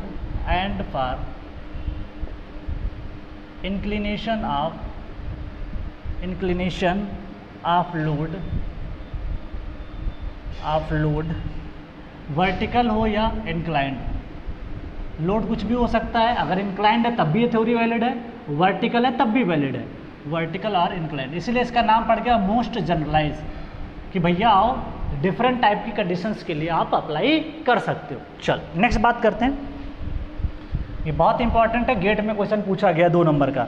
in this theory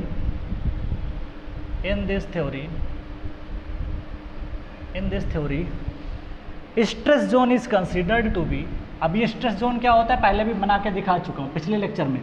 stress zone, बार बार वही बात नहीं लिखने का कोई मतलब है। Stress zone is considered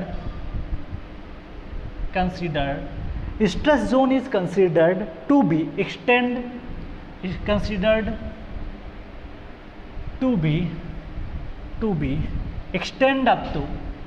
extend up to ground level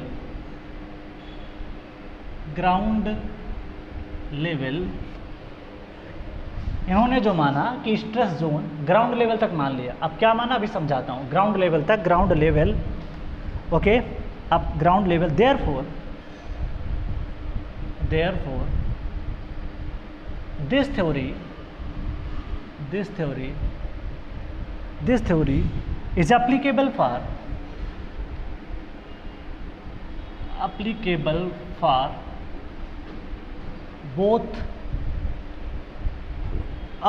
for both shallow and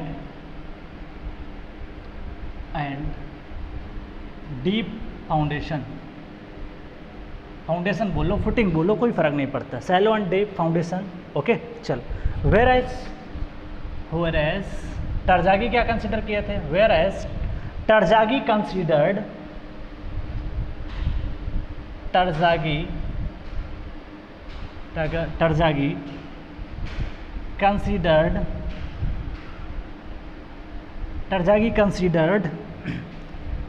stress zone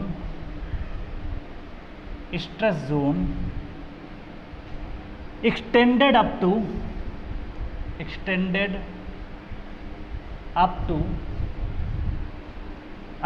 foundation level। इन्होंने क्या माना था? Foundation level. Hence side resistance was neglected, side resistance was not considered,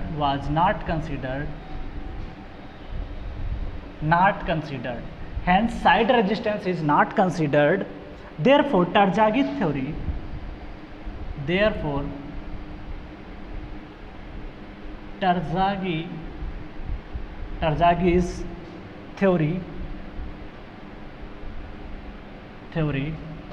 is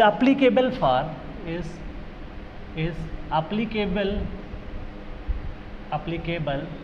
only for shallow footing, only for shallow foundation, only for shallow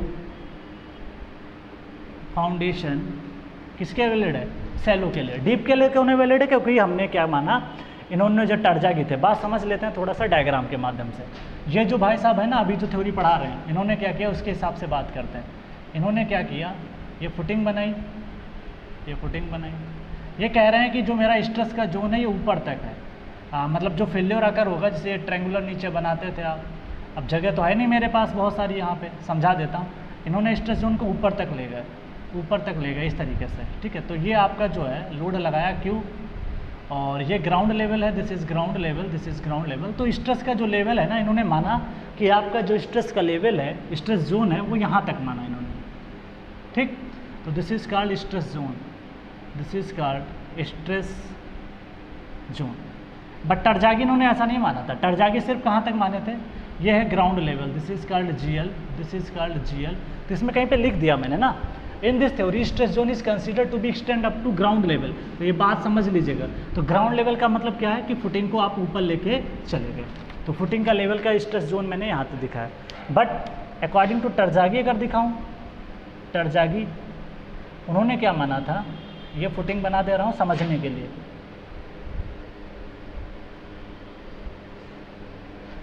ये diagram बना लो, उन्होंने सिर्फ इतना माना था, ये फुटिंग के लेवल तक, ये सिर्फ ऐसे ही बनाया था, ठीक है। तो ये स्ट्रेस जोन इसके केस में है, स्ट्रेस जोन। ये है कौन सा? फुटिंग लेवल है या फाउंडेशन लेवल बोल सकते हो। बस समझने के लिए बना लो, बाकी कोई ज़रूरत नहीं है। This is depth of footing, ये है आपका ground level, okay, this is foundation level. तो दोनों में डिफरेंस है। तो ये अकॉर्डिंग टू टरजागी है, और ये जो अकॉर्डिंग टू किसके अकॉर्डिंग मैंने बताया, अभी जो थ्योरी चल रही है मेयर तो दोनों का मतलब अब आपको समझ में आ गया होगा, मेयर ऑफ थ्योरी, और यहाँ पे जो लिखा गया ये टरजागी थ्योरी है। ये बात समझ में आ गई होगी, ठीक। तो ये स्ट्रेस जोन मैंने आपको समझा दिया, बाकी कहानी बनाने की ज़रूरत नहीं है। कुछ स्ट्रेस आपको दिखाना भी है तो ऐसे दिखा भी सकते हो। ये स्ट्रेस का जोन होता है जो फेल्योर अकर होता है, इसीलिए ये थ्योरी क्या है ना, अब देखो इसने ये भाई साहब सिर्फ बेस रेजिस्टेंस मानेंगे, जो यहाँ से बेस रेजिस्टेंस मिलेगा, यहाँ से इनका जो रेजिस्टेंस है ये साइड से भी मिल रहा है, इधर से भी मिल रहा है, और नीचे से भी मिल रहा है। तो मेयर आपने बताया, मेयर आप हो चाहे स्कम्पटन हो, मेयर आप और स्कम्पटन दोनों के केस में इसको यहाँ से भी रेजिस्टेंस मिलेगा, यहाँ से भी मिलेगा, और साइड से भी रेजिस्टेंस मिलेगा टॉप लेवल तक, ग्राउंड लेवल तक। यहाँ पे सिर्फ जो रेजिस्टेंस मिल रहा है वो यहीं से मिल रहा है, फुटिंग के लेवल पर कोई मतलब नहीं। तो ये मतलब होता है। तो ये सब छोटे छोटे क्वेश्चन है जो पूछ लिए जाते हैं ऑब्जेक्टिव में, तो इस बात का ध्यान रखना बहुत ज़रूरी है। ओके, चल, ये बात तो आपको मैंने बता दी है। चल, नेक्स्ट पॉइंट ऑफ डिस्कशन है, तो सैलो फाउंडेशन समझ में आ गया, ये सब समझ में आ गया। Third point of discussion, ultimate bearing capacity is given bye mayor of ultimate bearing capacity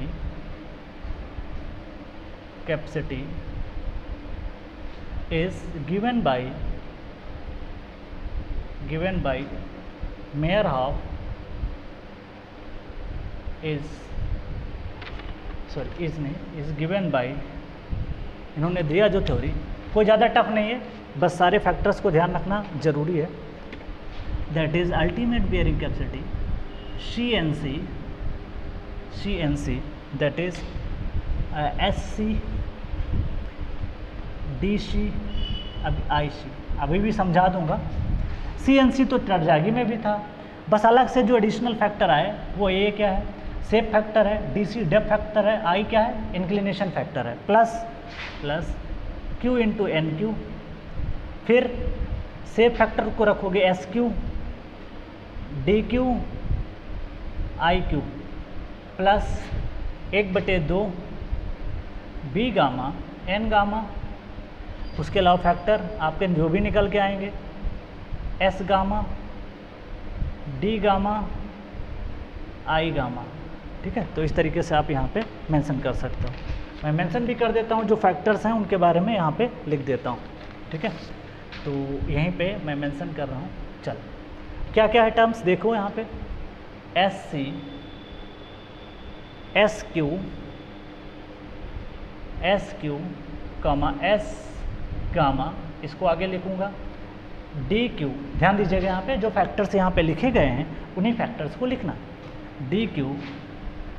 DC आएगा पहला, DC, DQ, D गामा, फिर नेक्स्ट आएगा IC, inclination factor, IQ and I gamma, फिर नेक्स्ट आएगा NC, NQ, फिर आएगा comma N gamma.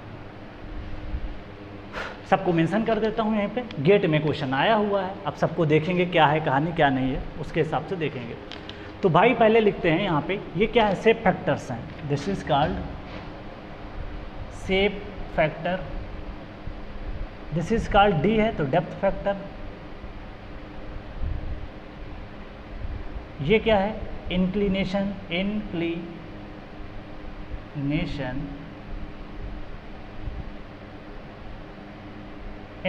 Factor है, और NC, NQ, N गामा क्या है यहाँ पे, Meyerhof bearing capacity factors, Meyerhof bearing capacity, short में लिख दिया BC, bearing capacity factors which depends upon friction angle only, which depends upon friction angle phi, friction angle phi only, वो depend करते हैं। और पहले भी बताया था कि जब टरजागी पढ़ा था तो N C N Q N gamma only depend upon the phi angle only, objective question आपको मिलेगा, ठीक है। अच्छा, तो ये बात तो क्लियर हो गई। फिर आगे बढ़ते हैं। अगर मेरे पास फाई इजकल टू 0 हो तो एन सी की वैल्यू इनके अकॉर्डिंग 5.14 आती है, तो ये बहुत इंपॉर्टेंट रिजल्ट है, ठीक। और एन क्यू की वैल्यू 1 और एन गामा की वैल्यू 0, ठीक है। चलो, तो पहले आप इसको नोट करो। देखो सारी वैल्यू एक बार रिकॉल करा देता हूँ। टरजागी में 5.7, उसके बाद मैंने पढ़ा था स्लिप सर्कल थ्योरी पढ़ी थी, वहाँ पे 6.28 आया था। उसके बाद में मैंने पढ़ा था, आपको बताया था जो प्रेंडल थ्योरी थी वहाँ पे बताया था 5.14। उसके बाद में ये निकल के आ गया आपका कौन सा, मेयरऑफ थ्योरी, उसमें भी कितना आ गया 5.14। तो इस चीज़ का ध्यान रखना, ऑब्जेक्टिव क्वेश्चन आपको मिल जाएंगे। तो पहले आप इसको नोट कर लो, फिर मैं लास्ट में कुछ और पॉइंट यहाँ पे डिस्कस करता हूँ।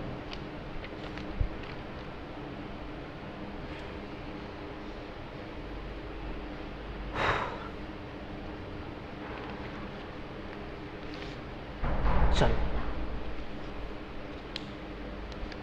अब आगे बढ़ता हूँ, आप इसको नोट कर लो। आगे बढ़ें, एक नोट पॉइंट करके मेंशन करता हूँ, ठीक है। इसमें कुछ सारी कहानी तो मैंने बता दी, सैलो क्यों होता है, डीप क्यों होता है, इसने डेप्थ को कंसीडर किया, इंक्लिनेशन फैक्टर को कंसीडर किया। मतलब अगर कोई फुटिंग पे इंक्लाइंड लोडिंग है तब के लिए ये वैलिड हो जाएगा मेरा, ठीक है। टरजागी वैलिड नहीं था, तो इस चीज़ का ध्यान रखिएगा। टरजागी ने जब माना था ना, तो उन्होंने क्या माना था, वर्टिकल लोड होना चाहिए और सेंट्रिक होना चाहिए, एसेंट्रिक नहीं माना था। तो वही बात को ख़त्म करने के लिए, क्योंकि देखिए कुछ कह नहीं सकते लोडिंग कैसी आएगी फुटिंग के ऊपर, प्रैक्टिकली कई ऐसी प्रॉब्लम्स हो सकती हैं जिसमें कि आपका लोड इंक्लाइंड हो सकता है, तो टरजागी की थ्योरी तब नहीं लग पाएगी। इस वजह से सिचुएशन के अकॉर्डिंग थ्योरी बदलती गई, समय के अकॉर्डिंग थ्योरी क्या हुई, बदलती गई। तो समय के अकॉर्डिंग चीज़ें क्या होती हैं, बदलती जाती हैं।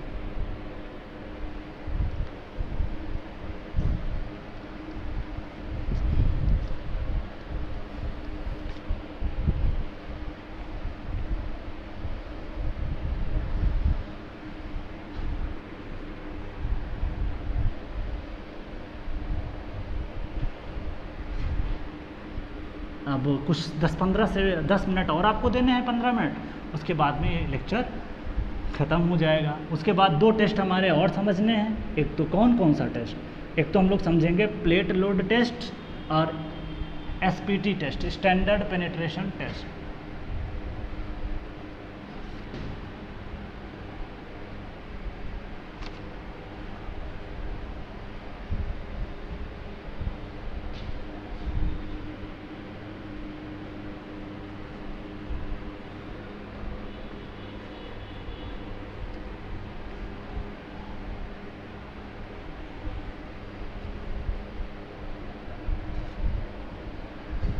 चल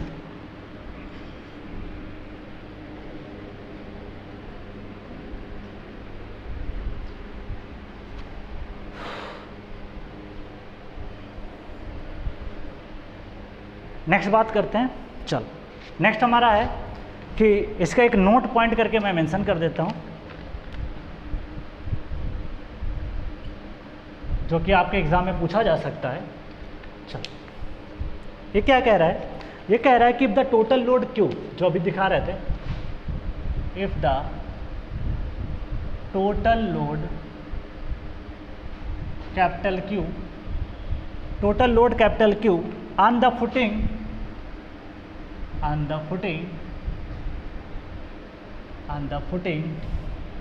acts eccentrically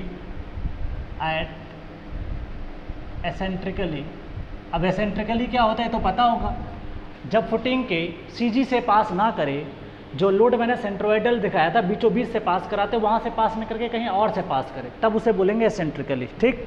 it means line of action, it means इसको यहाँ से हटाओ, इधर सारा डायग्राम डिस्कस करेंगे। यहीं पे लिखता हूँ, it means line of action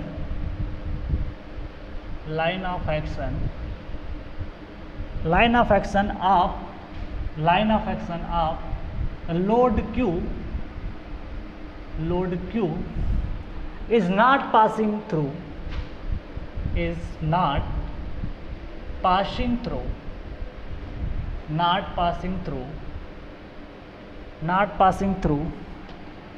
the CG का मतलब center of gravity, not passing through the CG of footing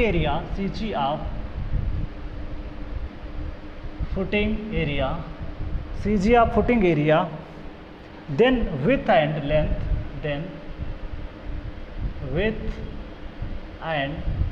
length bracket में लिखा जा सकता है B, L should be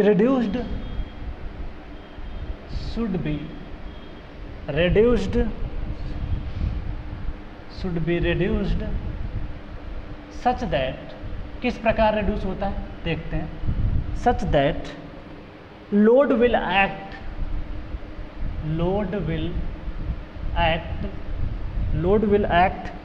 at the CG of reduced area,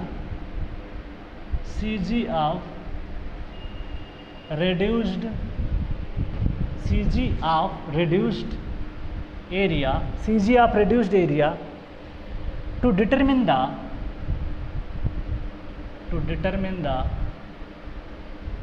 shape bearing capacity,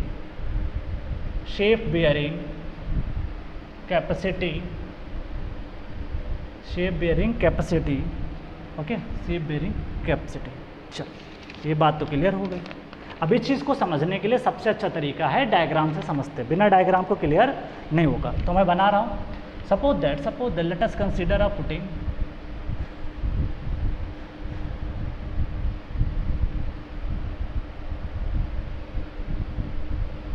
ये load लगा दिया आपने, अरे सॉरी, लोड आपका देखिए, इसको थोड़ा और बड़ा बनाते हैं तो बेटर समझ में आएगा। चलो एक काम करते हैं, इसका डायग्राम थोड़ा सा बड़ा बनाएं ताकि हमें चीज़ें और क्लियर हो जाए।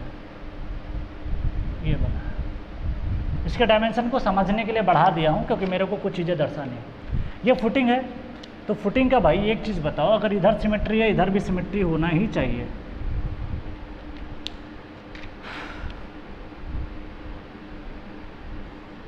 ये CG है। अब देखो CG इसका देखते हैं फुटिंग का, अगर सपोज दैट इसकी विड्थ क्या है B, और इसका CG कहाँ लाई करेगा, यहाँ पे लाई करेगा फुटिंग। ये है CG of footing, this is called CG, या लाइन ऑफ एक्शन आप CG बोल सकते हो, ठीक है। CG of area, CG of footing, CG of footing बोल दो, या CG line of CG of footing बोलो, कोई दिक्कत नहीं। ये CG सेंटर ऑफ ग्रेविटी। अगर लोड यहीं से पास करता है तो उसको कंसेंट्रिक लोड बोलते हैं। क्या बोलते हैं, बहुत सारे स्टील में पढ़ाए थे तुम, आपको out of plane, in plane सारा कुछ बताया था। जब लोड उसके सेंटर ऑफ ग्रेविटी से पास ना करे तो उसे बोलते हैं एसेंट्रिक, जब उससे पास कर जाए तो उसे बोलते हैं सेंट्रिक। तो suppose that let us consider load pass कर रहा है कहीं यहाँ से, ये लोड का वैल्यू दिखाया Q, और इसकी एसेंट्रिसिटी सपोज दैट मैंने मान ली EX मान लिया। क्या मान लिया, EX मान लिया। तो उसकी वजह से फुटिंग के ऊपर क्या आएगा, बेंडिंग मोमेंट आएगा। तो इसका जो पूरा कार्यक्रम है वो मैं दिखा देता हूँ। जो लोड ट्रांसफ़र होगा वो Q ट्रांसफ़र होगा, यहीं पे दिखा देता हूँ, दिस इज, और एक बेंडिंग मोमेंट निकल के आएगा M, that is Q into EX आ जाएगा, और एक लोड भी ट्रांसमिट होगा दैट इज़ कॉल्ड Q। सो में भी बहुत अच्छे से पढ़ाया जाता है कि जब कोई एसेंट्रिक लोडिंग आती है तो लोड उस पॉइंट पे ट्रांसमिट कर दो, और उतने का ही बेंडिंग मोमेंट जितना लोड हो इनटू उसकी परपेंडिकुलर डिस्टेंस। बट ऐसा एनालिसिस करना हमारे केस में यहाँ पे मुश्किल है। इस हिसाब से उन्होंने क्या किया, इस एनालिसिस को हटाने के लिए उन्होंने बताया ये कहानी कि if the load Q on the footing acts eccentrically, it means line of action of load Q is not passing through the CG of footing.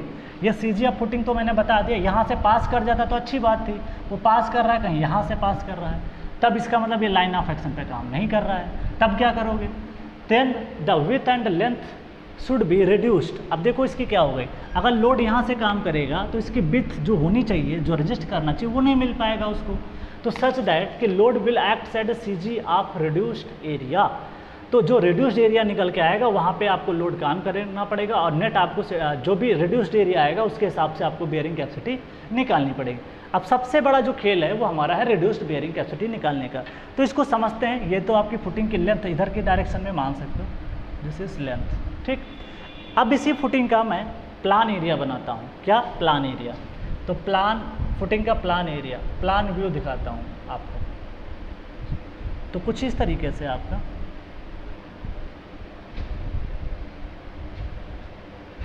Suppose that footing की लेंथ मान लेते हैं कैपिटल एल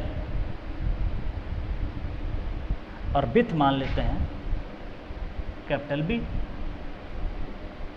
चलो ये तो आपको समझ में आ गया, ये फुटिंग को टॉप से दिखाई पड़ेगा आपको, लेंथ ये वाला डायमेंशन है, विड्थ आपका ये वाला डायमेंशन है, इसका सेंटर आप ग्रेविटी निकालो, ऐसे अप्रॉक्सीमेट निकालना हो तो बीचों बीच आ जाना चाहिए, ये है सी जी, ये पॉइंट क्या है सी जी, किसका, फुटिंग का। लोड अभी तक लोड इसके अगर मान ली इसके परपेंडिकुलर यहाँ से पास कर जाएगा, बोर्ड के परपेंडिकुलर अगर आओगे तो इसका मतलब लोड आपके इसके सी जी से पास करा रहे थे, अब लोड वहाँ से नहीं पास कर रहा है, लोड क्या कर रहा है किसी डिस्टेंस पे पास कर रहा है। तो ये बी डायमेंशन में हमने मान लिया कि सपोज दैट लोड यहाँ पे काम कर रहा है, और इस पॉइंट को मैं मान लेता हूँ सपोज दैट पी पॉइंट मान लेता हूँ, और ये जो डिस्टेंस है वो आपको मान लेता हूँ ई एक्स है, एसेंट्रिसिटी ई एक्स है, ओके। सेम इधर भी आ जाएगा, अगर आप इधर ई एक्स माने हो तो इधर भी काम हो सकता है, इसी के करेस्पॉन्डिंग पॉइंट आप यहाँ भी मान सकते हो।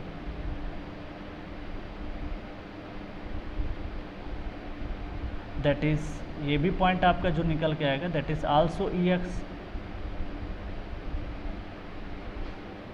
चलो ये तो आपको क्लियर हो गया होगा। चलो एक काम करो, ये टोटल बी है तो बताओ हाफ कितना बचेगा, b/2। अच्छा ये टोटल अगर l है तो बचा कितना रिमेनिंग, l/2। इसको समझते हैं। तो मेरा जो एरिया है यहाँ पे जो रजिस्टिंग एरिया निकल के आएगा उसको मैं दूसरे कलर से मार्क करता हूँ, this is my area is, ये एरिया काम करेगा इसके CG से, इसके CG का इफेक्ट इधर साइड में भी आ सकता है, इधर साइड में भी आएगा। एसेंट्रिसिटी हमेशा जो भी देखो, ये लोड इधर आप काम करा रहे हो, ये CG है ना, this is CG line, CG line है ना, इस CG के इधर भी एसेंट्रिसिटी आ सकती है, EX है इस पॉइंट पे, this is EX also EX। इस साइड में जाओगे तब भी आपकी क्या निकल के आएगी, EX ही आएगी। वही चीज़ यहाँ पे डिनोट की जा रही है, EX। क्लियर। चलो तो ये जो एरिया आएगा ये आपका रजिस्टिंग एरिया निकल के आ जाएगा, this is the resisting area. वही ये लिखा हुआ है, then the width and length should be reduce such that the load will act at the CG of reduced area. अब जो लोड काम करेगा वो रिड्यूस्ड एरिया पे काम करेगा, ठीक। चल तो रिड्यूस्ड एरिया निकालते हैं, सबसे मेन तो यही कहानी है। चल अगर आपने EX इधर से माना तो ये जो डिस्टेंस आप मानोगे ये क्या मानोगे, EY मानोगे। अगर आप इधर EY माने हो तो इधर भी क्या मानना पड़ेगा आपको, EY। लोड किसी भी कोऑर्डिनेट में हो सकता है, क्लियर। चल EY आपने मान लिया, तो इसको देखते हैं कितनी वैल्यू निकल के आती है। चल ये बताओ ये डिस्टेंस कितनी निकल के आएगी, हाउ मच।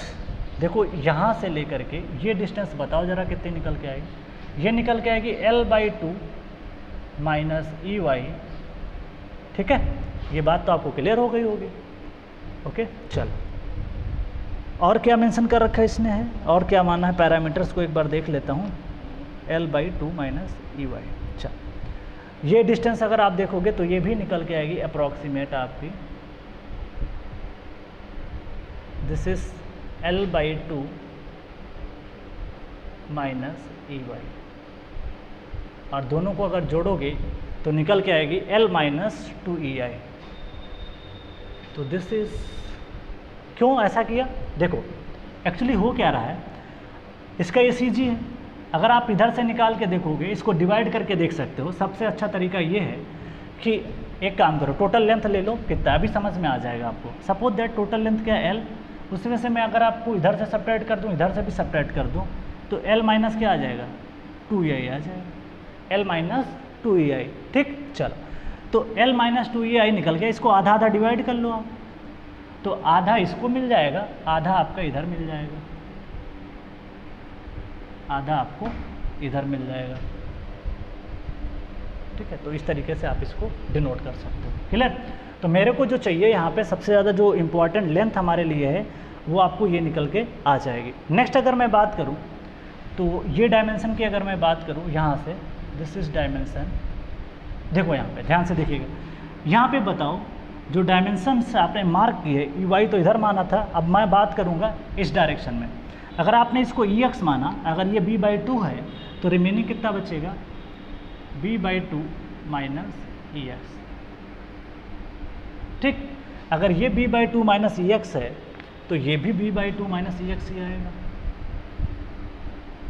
तो ये भी क्या निकल के आएगा? This is B/2 minus EX। तो इसको भी मैं मेंशन कर देता हूँ, this is B/2 minus EX। ठीक, ओके, मैं मान के चल रहा हूँ कि जो आपका लोड काम कर रहा है वो जो रिड्यूस्ड एरिया है उसके बीचों बीच में कहीं काम कर रहा है, मतलब इधर की डिस्टेंस सेम होगी, इधर की भी डिस्टेंस भी सेम होगी। वही चीज़ें तो लिखा हुआ है, पढ़ लो अच्छे से। CG of footing area then with and length should be reduce such that, ध्यान से सुनिएगा, इस तरीके से लेंथ और उसको रिड्यूस करो कि सच that the load will act at the CG of reduced area. तो मान लिया कि जो रिड्यूस्ड एरिया है, मानते हैं सेंट्रिसिटी इधर होगी, रिड्यूस्ड एरिया इधर, क्यों? क्योंकि हुआ क्या है कि ये जो एरिया है इसके बाद में इसको घटा दो, तो रिड्यूस्ड एरिया के बाद में जो बचा होगा ये एरिया हटा दो, तो बचे हुए एरिया की बात हम लोग कर रहे हैं, तो वही चीज़ यहाँ पे लिखी गई है। तो नेक्स्ट बात यहाँ पे जो निकल के आती है, अगर आपके लिए suppose that for strip footing, अगर आपके पास फुटिंग कैसी है? Strip footing. तो स्ट्रिप फुटिंग के केस में लेंथ से तो कोई मतलब होता नहीं है, सिर्फ विथ से मल्टीप्लाई कर सकते हो। तो यहाँ पे विथ डैश करके मान के चल रहे हैं, या रिड्यूस्ड की बात कर रहे हैं, एक्चुअली रिड्यूस की बात कर रहे हैं, तो जो B निकल के आता है B माइनस 2 टाइम EX निकल के आता है। फॉर रेक्टेंगुलर फुटिंग,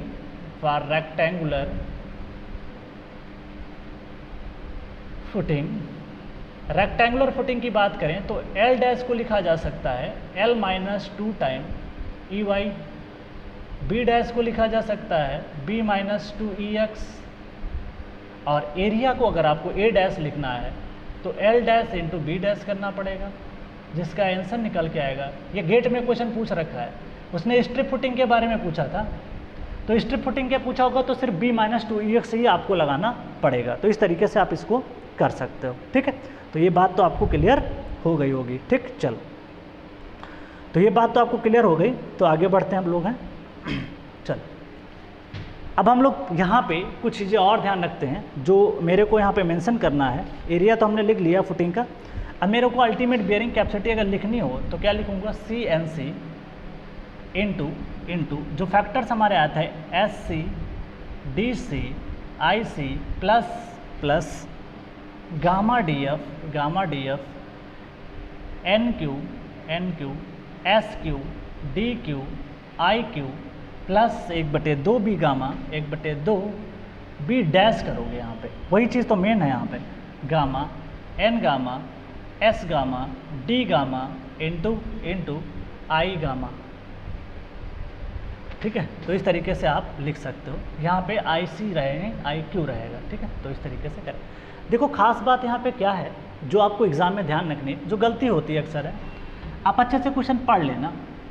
ध्यान रखिएगा, लोड आपको एग्जाम में ऐसे बोलेगा कि लोड सपोज दैट फुटिंग है, फुटिंग पे ऐसे लोड दिखा देगा आपको। एग्जाम्पल के थ्रू समझाता हूँ।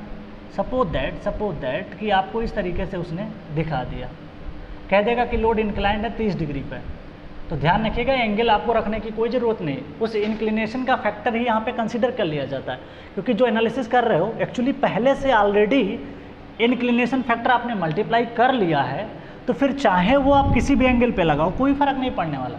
तो ऐसा मत कर देना इसके कंपोनेंट निकालने बैठ जाना, P cos theta P sine theta, गलत हो जाएगा। मैं क्वेश्चन करवा दूंगा आपके लिए। तो मेन जो मुद्दा है हमारा यहाँ पे, अगर रेक्टेंगुलर फुटिंग होती तो यहाँ पे एल भी आता जो बी टर्म आता।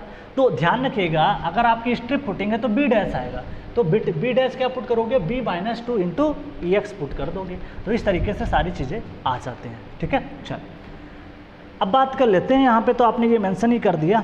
अगर मेरे को निकालना हो, मान लिया सेफ बियरिंग कैपेसिटी निकालना है, तो Q net safe divide by factor of safety plus sigma bar. Q net safe को क्या लिख सकते थे, Q ultimate bearing capacity minus sigma bar divide by factor of safety plus sigma bar. ये तो पहले से पढ़ते आ रहे हो। ओके, चल अब यहाँ पे बात करते हैं सेफ लोड मेरे को अगर निकालना है, सेफ लोड अगर मेरे को निकालना है तो क्या चाहिए, सेफ बियरिंग कैपेसिटी चाहिए क्यू एस इंटू एरिया चाहिए ए डैश। तो क्यू एस इंटू, अगर आपकी रेक्टेंगुलर फुटिंग है तो इस तरीके से आप इसको मेंशन कर सकते हो। ठीक, तो लास्ट में आपसे पूछेगा भैया सेफ लोड बताओ, तो कुछ मत करना, अल्टीमेट बियरिंग कैपेसिटी निकाल लिया है तो उसको यहाँ पुट कर देना, सरचार्ज घटा देना divide by factor of safety. Factor of safety आपको एग्जाम में मेंशन करेगा, प्लस सरचार्ज को ऐड कर देना। ठीक, जो सेफ लोड निकल के आ जाए, सेफ बियरिंग कैपेसिटी आ जाएगी, उसको ए डैश कहाँ से निकलेगा, यहाँ से। आपको एग्जाम में एसेंट्रिसिटी वो मेंशन करके देगा कि लोड आपका 30 mm या 40 mm की एसेंट्रिसिटी पे काम कर रहा है। तो इस तरीके से आप चीज़ों को निकाल सकते हो। ठीक, अब लास्ट फैक्टर आता है water table correction same as Terzaghi. यहाँ पे लिख देता हूँ नोट करके, water table correction factor same as Terzaghi. Water table correction factor same as Terzaghi. तो जैसे आपने टर्जागी में पढ़ा था ना, तो टर्जागी में जैसे safe factors water table correction या इफेक्टिव पैरामीटर आपने यूज किए थे, सीधे इफेक्टिव पैरामीटर आप यूज कर सकते हो। क्या चेंज आएगा मैं बता देता हूँ। वाटर टेबल मान लिया कि आपका इस लेवल पे, सपोज दैट वाटर टेबल आपका यहाँ पे, तो वाटर टेबल रहेगा तो नीचे की सॉइल वाली कैसी रहेगी, सारी की सारी सॉइल आपकी क्या रहेगी, सबमर्ज रहेगी। तो आप यहाँ पे जो गामा यूज़ कर रहे हो ये भी गामा डैश आ जाएगा, यहाँ का गामा भी गामा डैश आ जाएगा, तो कोई फ़र्क नहीं पड़ता इतना ज़्यादा है। ठीक है, अब एक काम करो, इसको नोट करो, फिर मैं लास्ट थ्योरी बता देता हूँ आज के लेक्चर की।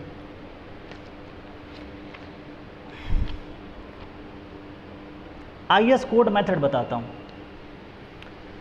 लास्ट है IS कोड ने भी इसके बारे में कुछ जानकारी हमको दे रखी है, उसके बारे में हम लोग यहाँ पे डील करते हैं।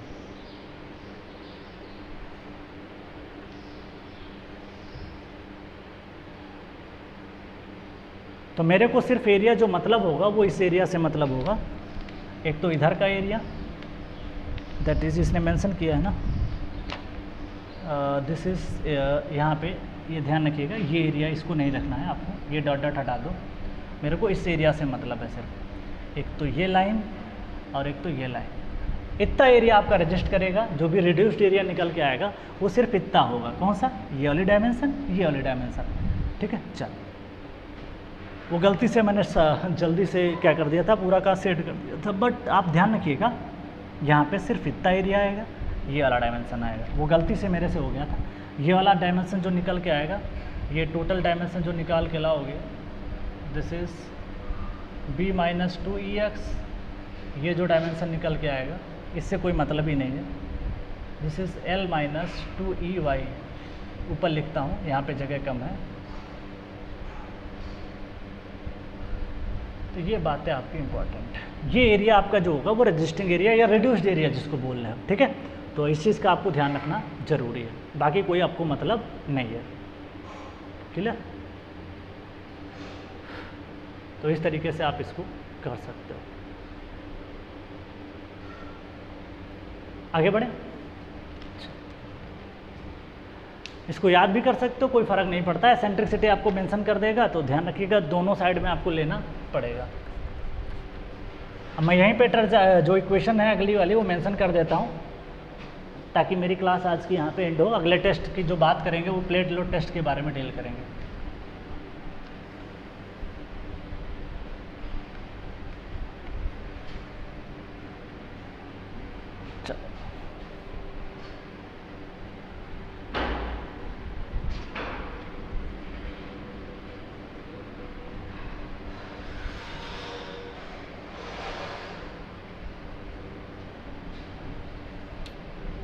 लास्ट मेथड आज के लेक्चर का है, that is IS code method.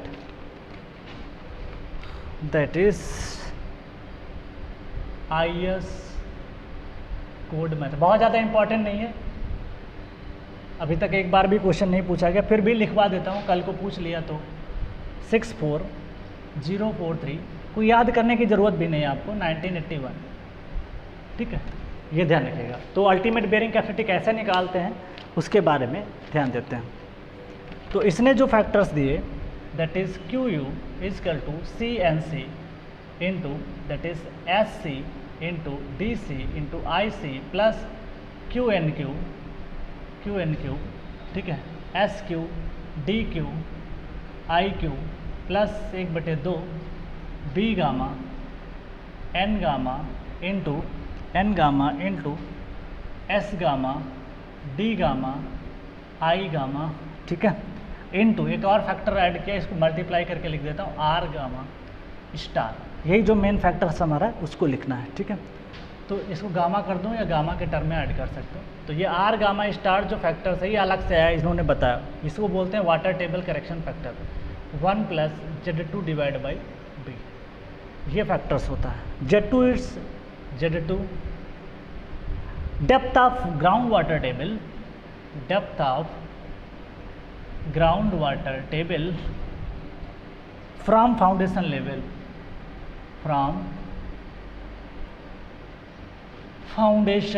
Level, ये इंपॉर्टेंट निकल के आता है, ठीक है। तो this is 0 to Z2 B और इसकी वैल्यू लाई करती है 1/2 से लेके गामा स्टार 1/2 से 1 के बीच वैल्यू लाई करती है। मतलब मैक्सिमम वैल्यू इसकी जो हो सकती है R गामा की वो 1 हो सकती है और उसके बीच में 1/2 के बीच लाई करती है। तो पता है इसके नीचे जो हम लोग जाते थे ना, ये वाली डेप्थ जो कंसीडर किया फाउंडेशन लेवल हो गया, फाउंडेशन लेवल, इससे B डेप्थ पे जो नीचे जाते थे उसकी बात कर रहा है। तो यहाँ कहीं Z2 डेप्थ यहाँ पे बात कर रहा है, ये वाटर टेबल है। तो वही पुरानी कहानी चल रही है, कुछ भी चेंज नहीं है। तो यहाँ पे जैसे हम लोग यूज़ करते थे, सिंपली निकाल लेते थे, जो फार्मूला नहीं बताया था गामा इफेक्टिव का, सेम चीज़ यहाँ पे भी है।